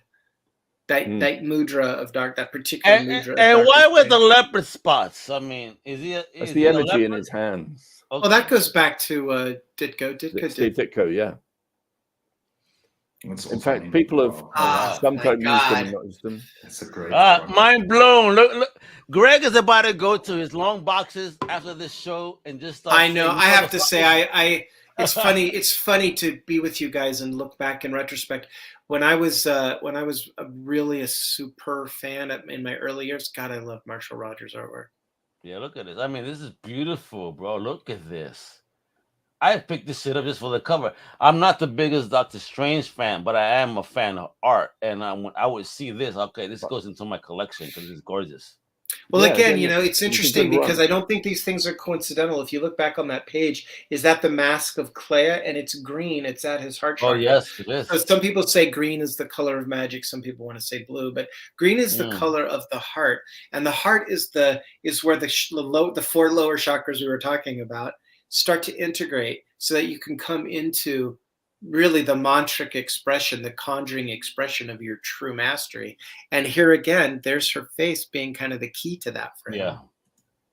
Well, I think this was also a period when some editorial decision was made that Clea was no longer to be Doctor Strange's girlfriend. Right. So she was kind of, shunted off to the side. Is that the Howling Commandos in the bottom there? Yep. Oh, shit. What? Yeah, it is with Sergeant Fury in the house. It was Fury and Dum Dum's hat. I'm just looking closer. He was on a time travel kick. So basically, that issue that's 51, and then is another unused cover, bro. Well, no, it's not. It's the original art for the previous. No, we saw that. We saw that earlier. Okay. Yeah. I always again. That was one of the things Marshall Rogers was very good at, is using those press tone shadings. I always like showing the original art when I can, because it's you look at what the difference of what the color does. Yeah, so dramatic. But it's nice. The drama in that is outrageous. They should have just kept this one black and white, bro, because this is heavy. It looks great in black and white. Yeah. May I also say that this is consistent to Doctor Strange, but if you look at his cowl on his cape there, look at this. Yeah, you have he's haloed, to use David's term. Yeah, you're right. He's haloed by the full moon, but you have these 2 wings of his cloak, and those are the crescent moons. What you're looking at here is fundamentally a service of the magic of Shakti, the magic of the goddess. Again. Here he's using the goddess's face as a focal point for his heart energy to defeat or drive off nightmare. If you, all I gotta say, if you see all this shit, then all these people must have been into this somehow, because they gotta understand it, right? I mean, some of it's archetypal, elemental, but some it has to be conscious. Yeah. I mean, and look at this. Oh my God, yo, Dave, bro. See, you can see it's just amazing. This is just amazing. All that cross hatching that Terry Austin was doing over Marshall's. And you can see Marshall pulling in the abstractions of Ditko. Oh, yeah. Love it. Oh, yeah. See, Marshall Rogers, more than anyone else, pulled in, like, he used that vocabulary that Steve Ditko had and just added to it in his own style. He used it. Yeah. Oh, heavy. Look at this. Is that page in your private collection, Dave, or did you find that online? Oh, I wish. I wish. I was just hoping. That's beautiful. No, I don't. This is amazing. Yeah. Now, again, go back for just a second. I'm so sorry. I'll go back for just a second.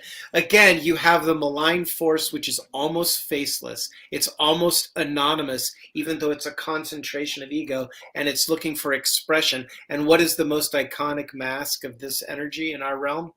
Adolf Hitler. Yeah. Well, it's also Rasputin. But also look at the contrast between the smiling Dormammu and the grim-looking Hitler. You know it's what? It's a fantastic contrast. For a moment, I thought that was the president of Canada. I'm sorry. Before he shaves, are you talking about Justin Trudeau? Have you been watching Tucker Carlson? No, bro. God. I've been seeing some shit that I'm like, yo, what's going on up there? I mean, people are just trying to protect their jobs, and you like coming out talking on some crazy shit. Like, people, man, let's be leaders that help our people, not leaders that are trying to fuck our people over, man. What'd you say, Al? Oh, bro, you heard me, bro. I ain't gonna repeat that shit. Let's just be real leaders, folks. That's it, yo. Help our people. Never step on our people. Let's do it. Power to Hey, the Pa! people. Yo, Yeah. and look at this. Holy shit, bro. No, this is Paul Again, I'm Smith. not the biggest Doctor Yeah, Strange yeah, fan, yeah. but if I see this shit in a box somewhere, I will so buy this. 'cause this One is of the gorgeous things I art. love about Paul Smith is he's not cluttering up his illustration. It's very It's elemental. gorgeous. It's very clean. It's a very clean look. Paul Smith is a very clean look. And Dave, So- do you own any of these? I owned all the comics originally. I've owned all of these comics at one point or other. At one point, yeah. Haven't we all? And then life happens, right? Yeah. Yeah. But you see, the thing I love about Paul Smith is there's a very, very small, it's not even a handful of artists who are able to, they have their own very solid style. Yeah. But when someone like Alan Paul Davis, Smith, I think. yeah, but Paul Smith can, when he takes on, say, a Ditko character, when it's like, it feels like Ditko, but it's still Paul Smith. You know, he's able to channel it, and Paul Smith could do the same with Kirby. He can channel Kirby while still being Paul Smith. Steve Rude is very much an artist in that. Oh yeah, Able to channel both two very different artists, Steve Ditko and evoke them in their particular, but have their own way of expressing it. yeah. Let me ask you, Dave, what's going on here between the two figure, the middle and the last figure? Because I like the coloring. I like the coloring in the middle one. They're not trying so hard. They're trying almost too hard in that. The original is the original art. The middle one is the actual cover that was used, and then someone's recolored it to be used probably as a pinup, or probably it might even it might have even been used as a variant cover. One of those, and they did a fine job. I feel like the hand is what's getting me. It's all that modeling and trying to emphasize it. I like the they should have quality. Yeah, everything. You know, it's like the figure work on the middle one is perfect. Didn't need to tweak it. Didn't need to touch it. I like the little bits of, having the green swirl instead of the gray swirl. Fine. The purple, fine. Just because it doesn't retire in the name of the logo. So let's emphasize. But that figure is. Bro. What happens? Look, I'm not happy with glows. You put glows on the two planets, which also distracts the eye. That's exactly right. Yeah. And I don't like it. And of course, the beauty of the composition is that he's foregrounded. He knew where that logo was going to go. This is all information, and in the there's a way that they might have muted that in the second version. It might have. They muted it totally. It's too bright. It's too much. The second cover, credit to the colorist. God bless you for the attempt. But at the end of the day, you ain't beating this OG cover. He's even brightened Strange's logo on his chest. Yeah, man. It does distract from the drama of the figure. It's too much. Everything is brightened, and now everything is at the forefront. Whereas, but still, I mean, this is a comic book cover. This is a work of art. This is not your typical fighting superbook cover. This is very good. My God! Look at this series of pages. Jesus. My God. Amazing. Yeah, my God, I need to put this in the comments. Now, Dave, isn't this exactly what you're talking about? This is Paul Smith working in his own style, but evoking the glories of the original material. And remember this face we looked at when he's at his lowest. That is exactly the Steve Ditko face. I mean, it's very close. I was looking at the car too. The car in that dramatic falling off. That's an old image brought forward. But he does the profile shots of Baron Mordo, and also. Well, look at how they reflect in the fourth panel of the first page, and then the second panel of the second page, and then coming down to, I guess it's the third panel on the last page. There's that archway. And that in that image, that's a Shiva Lingam. So that's the basis of you coming to releasing the power that's latent within you. It's phenomenal. We're getting Dave Hook. We're about to make it spend money. Don't tell the wife. David, go and get if you can hunt them down, get the essentials. Because you get to see it in black. Because the black and white is nice. It's Marvel Masterworks. Takes out the distraction of the color to some degree. Exactly. And I look at this, talking about that. There we go. Now that you see what he means? Wow. Gorgeous. Black and white and in color, both gorgeous. So here's the Roger Stern run you're talking about, Dave. Yep. Wow, look at Yeah, this. you see this again. I mean, we're comic book fans, so we're going to go by the color floppy on this But look how it reduces. It actually doesn't serve to emphasize the depth of. It actually kind of flattens it. It's interesting. Very challenging choice on Paul Smith's part to have him come directly down And the why is stairwell. Doctor Strange so red? I mean, is he in the California sun? I thought he was in New York. Okay, by the way, just since we're talking about it, guys, go back for just a second, Al. I'm so sorry.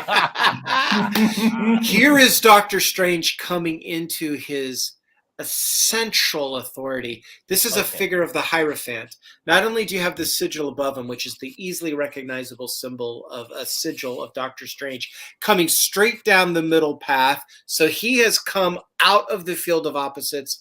And as you can see in the foreground, two heads. And if you look at a classic Hierophant card, you have two devotees on either side. One is usually there for his own purposes. One is there for pure devotion. One is there to learn what he can learn. And this is Doctor Strange assuming the authority of that role. Beautiful image. It conveys a lot of power. And then look at this man with the Black Knight himself coming to MCU soon. Yeah, so I thought I'd include, like, I had to include this one. Like, It's a gorgeous cover, though. Yeah, and Black Knight he was used well in this run. Roger Stern did use him well in Doctor Strange.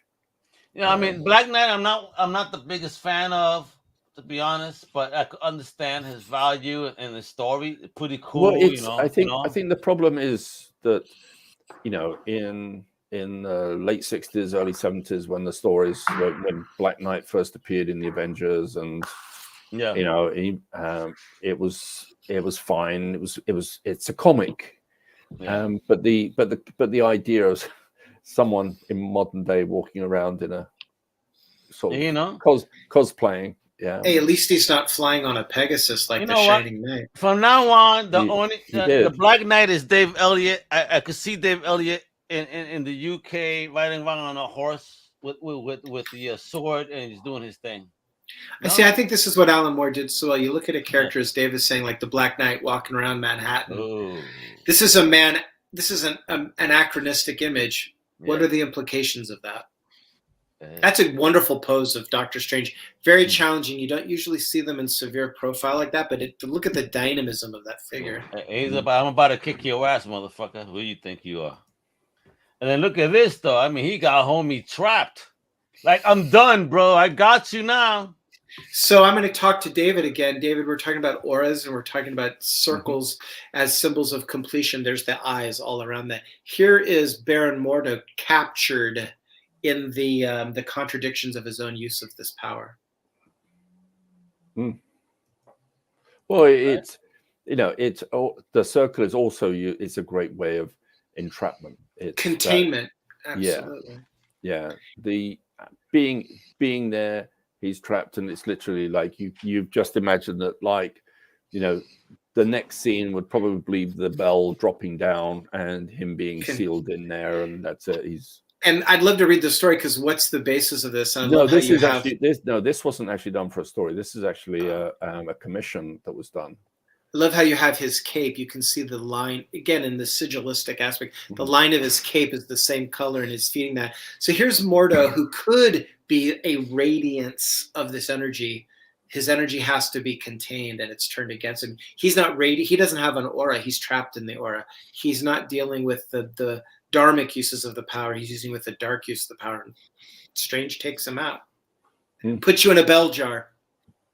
It's also interesting that from what I've seen of the trailer for the latest Doctor Strange movie, Mordo he has his. It's not like he's straight out villain wanting to control everything. Everything he's doing is what he thinks is for the right reasons. Satan's not a villain. Interesting villain. Satan simply wants a particular expression of the energy he's been given, right? I mean, the story, if you talk about the war and the Battle of Heaven, Satan, Samael, he doesn't hate God. He is the closest to God and wants to retain that position. He doesn't want to go into the world. The quintessence of creation is earth. And Same reason Thor is always going to Midgard. It's like, oh, that's where all the action is. And in theory, in one version of the Abrahamic myths, God sees the quintessence of creation and says, go into that creation, create, make things, be the benefactors of humanity. And Samael says, to hell with that. I'm not going to worship creation. I'm going to worship Creator.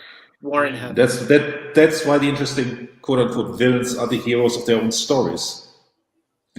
Because the idea of pure evil can be interesting, but story-wise, you want the villain to be the hero.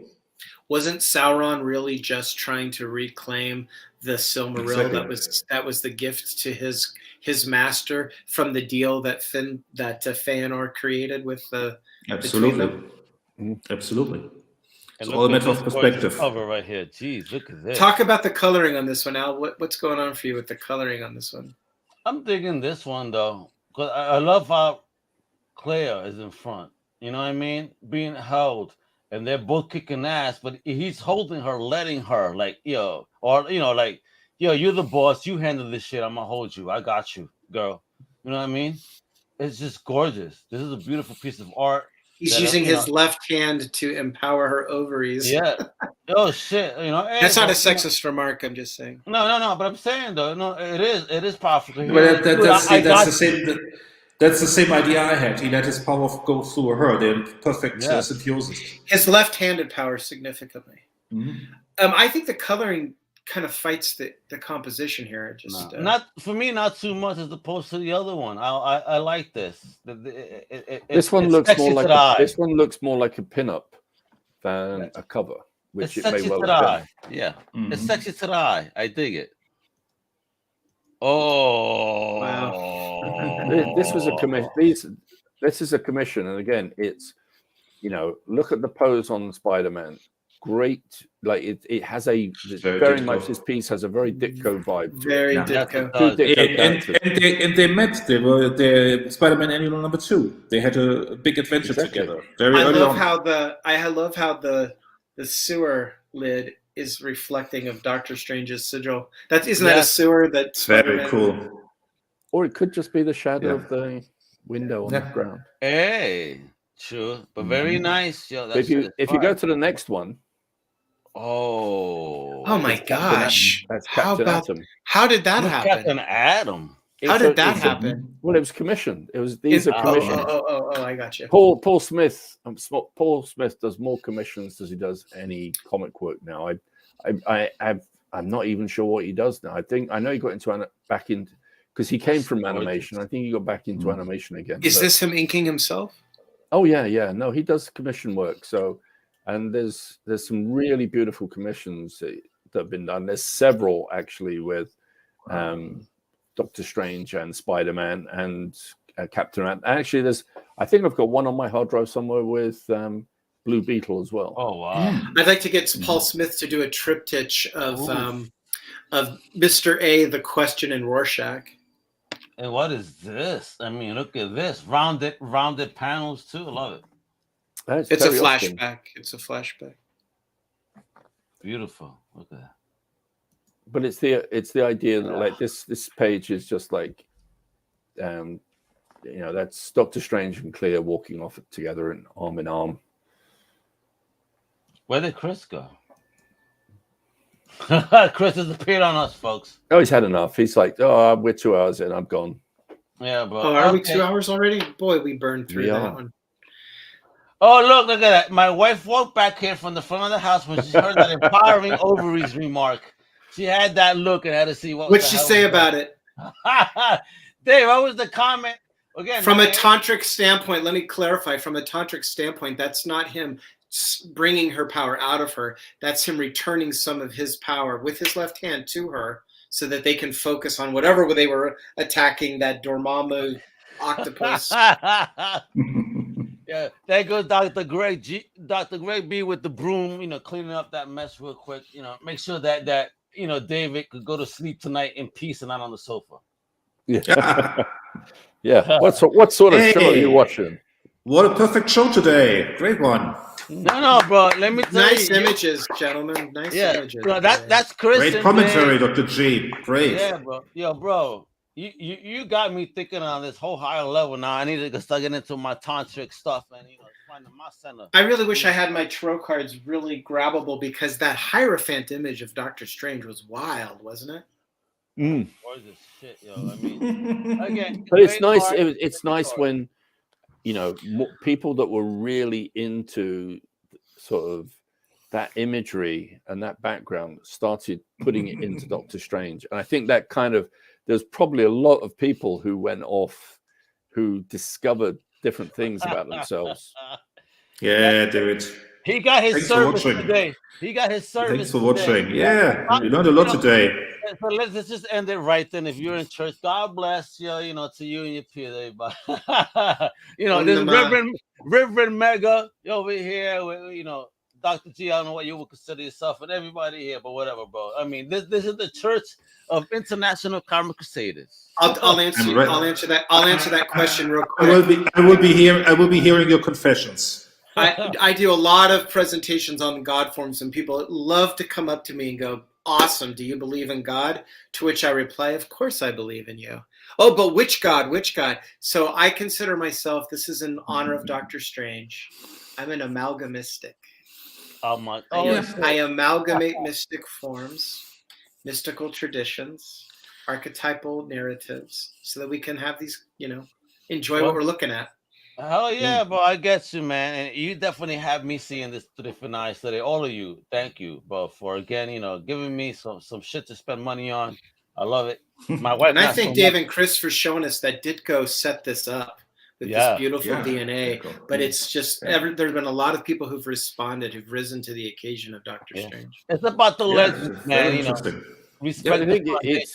I think that, again, I think as you've sort of alluded to a lot here, Greg, that people like Steve Englehart really layered in maybe what Steve Ditko was trying for in the beginning, but didn't have the page count, didn't have the space to do, left before he ever had a chance. There is that, wow, what if Stan Lee hadn't pissed him off? If Steve had stayed, what would have happened, huh? Right? Yeah. How many more issues would he have stayed on Spider-Man much longer? Would he have dedicated more time to Doctor Strange? That would be a really spectacular issue of What If Alan Moore and Steve Ditko teamed on Doctor Strange? Well, then you guys could write it right now. No, see, I see. Here's that but you've got that. I think they clash because, it's which Alan Moore would it be? Alan Moore of when in the early 1980s when he was just coming in, when he was very much the collaborative creator, or later on when he very much had stories he wanted to tell and told them his way. That's a good point. I would like to think that he would respect Ditko enough to say, what are we going to do here? How are we going to play off each other? But that's a really good point. Yeah.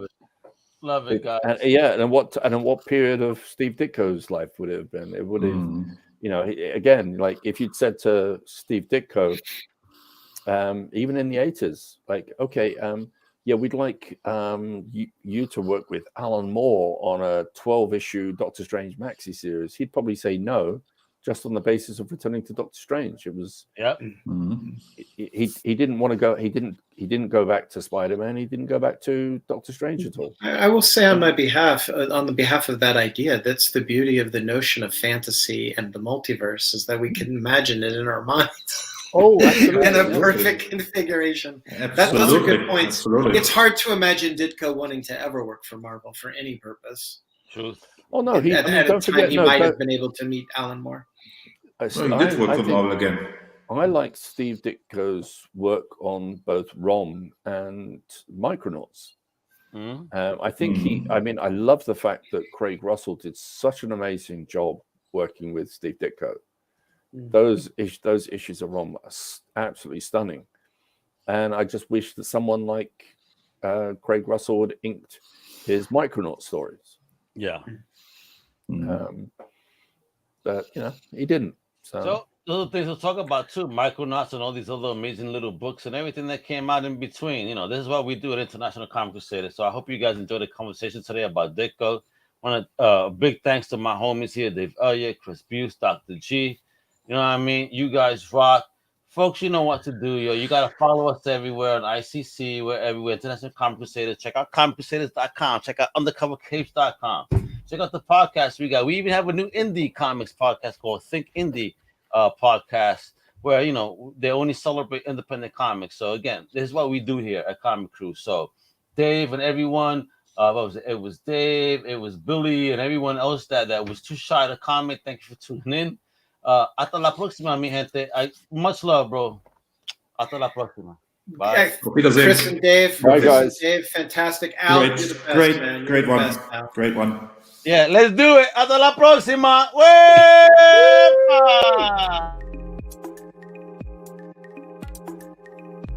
Thank you. We hope you've enjoyed this Comic Crusaders production. For real-time news on all things pop culture, please feel free to follow us on social media. For articles, original content, merchandise, and more, please go to www.comiccrusaders.com. Also follow along with all of the websites of the Comic Crusaders family. As always, if you like this content, please click like and subscribe to the Comic Crusaders YouTube channel. Wow, that was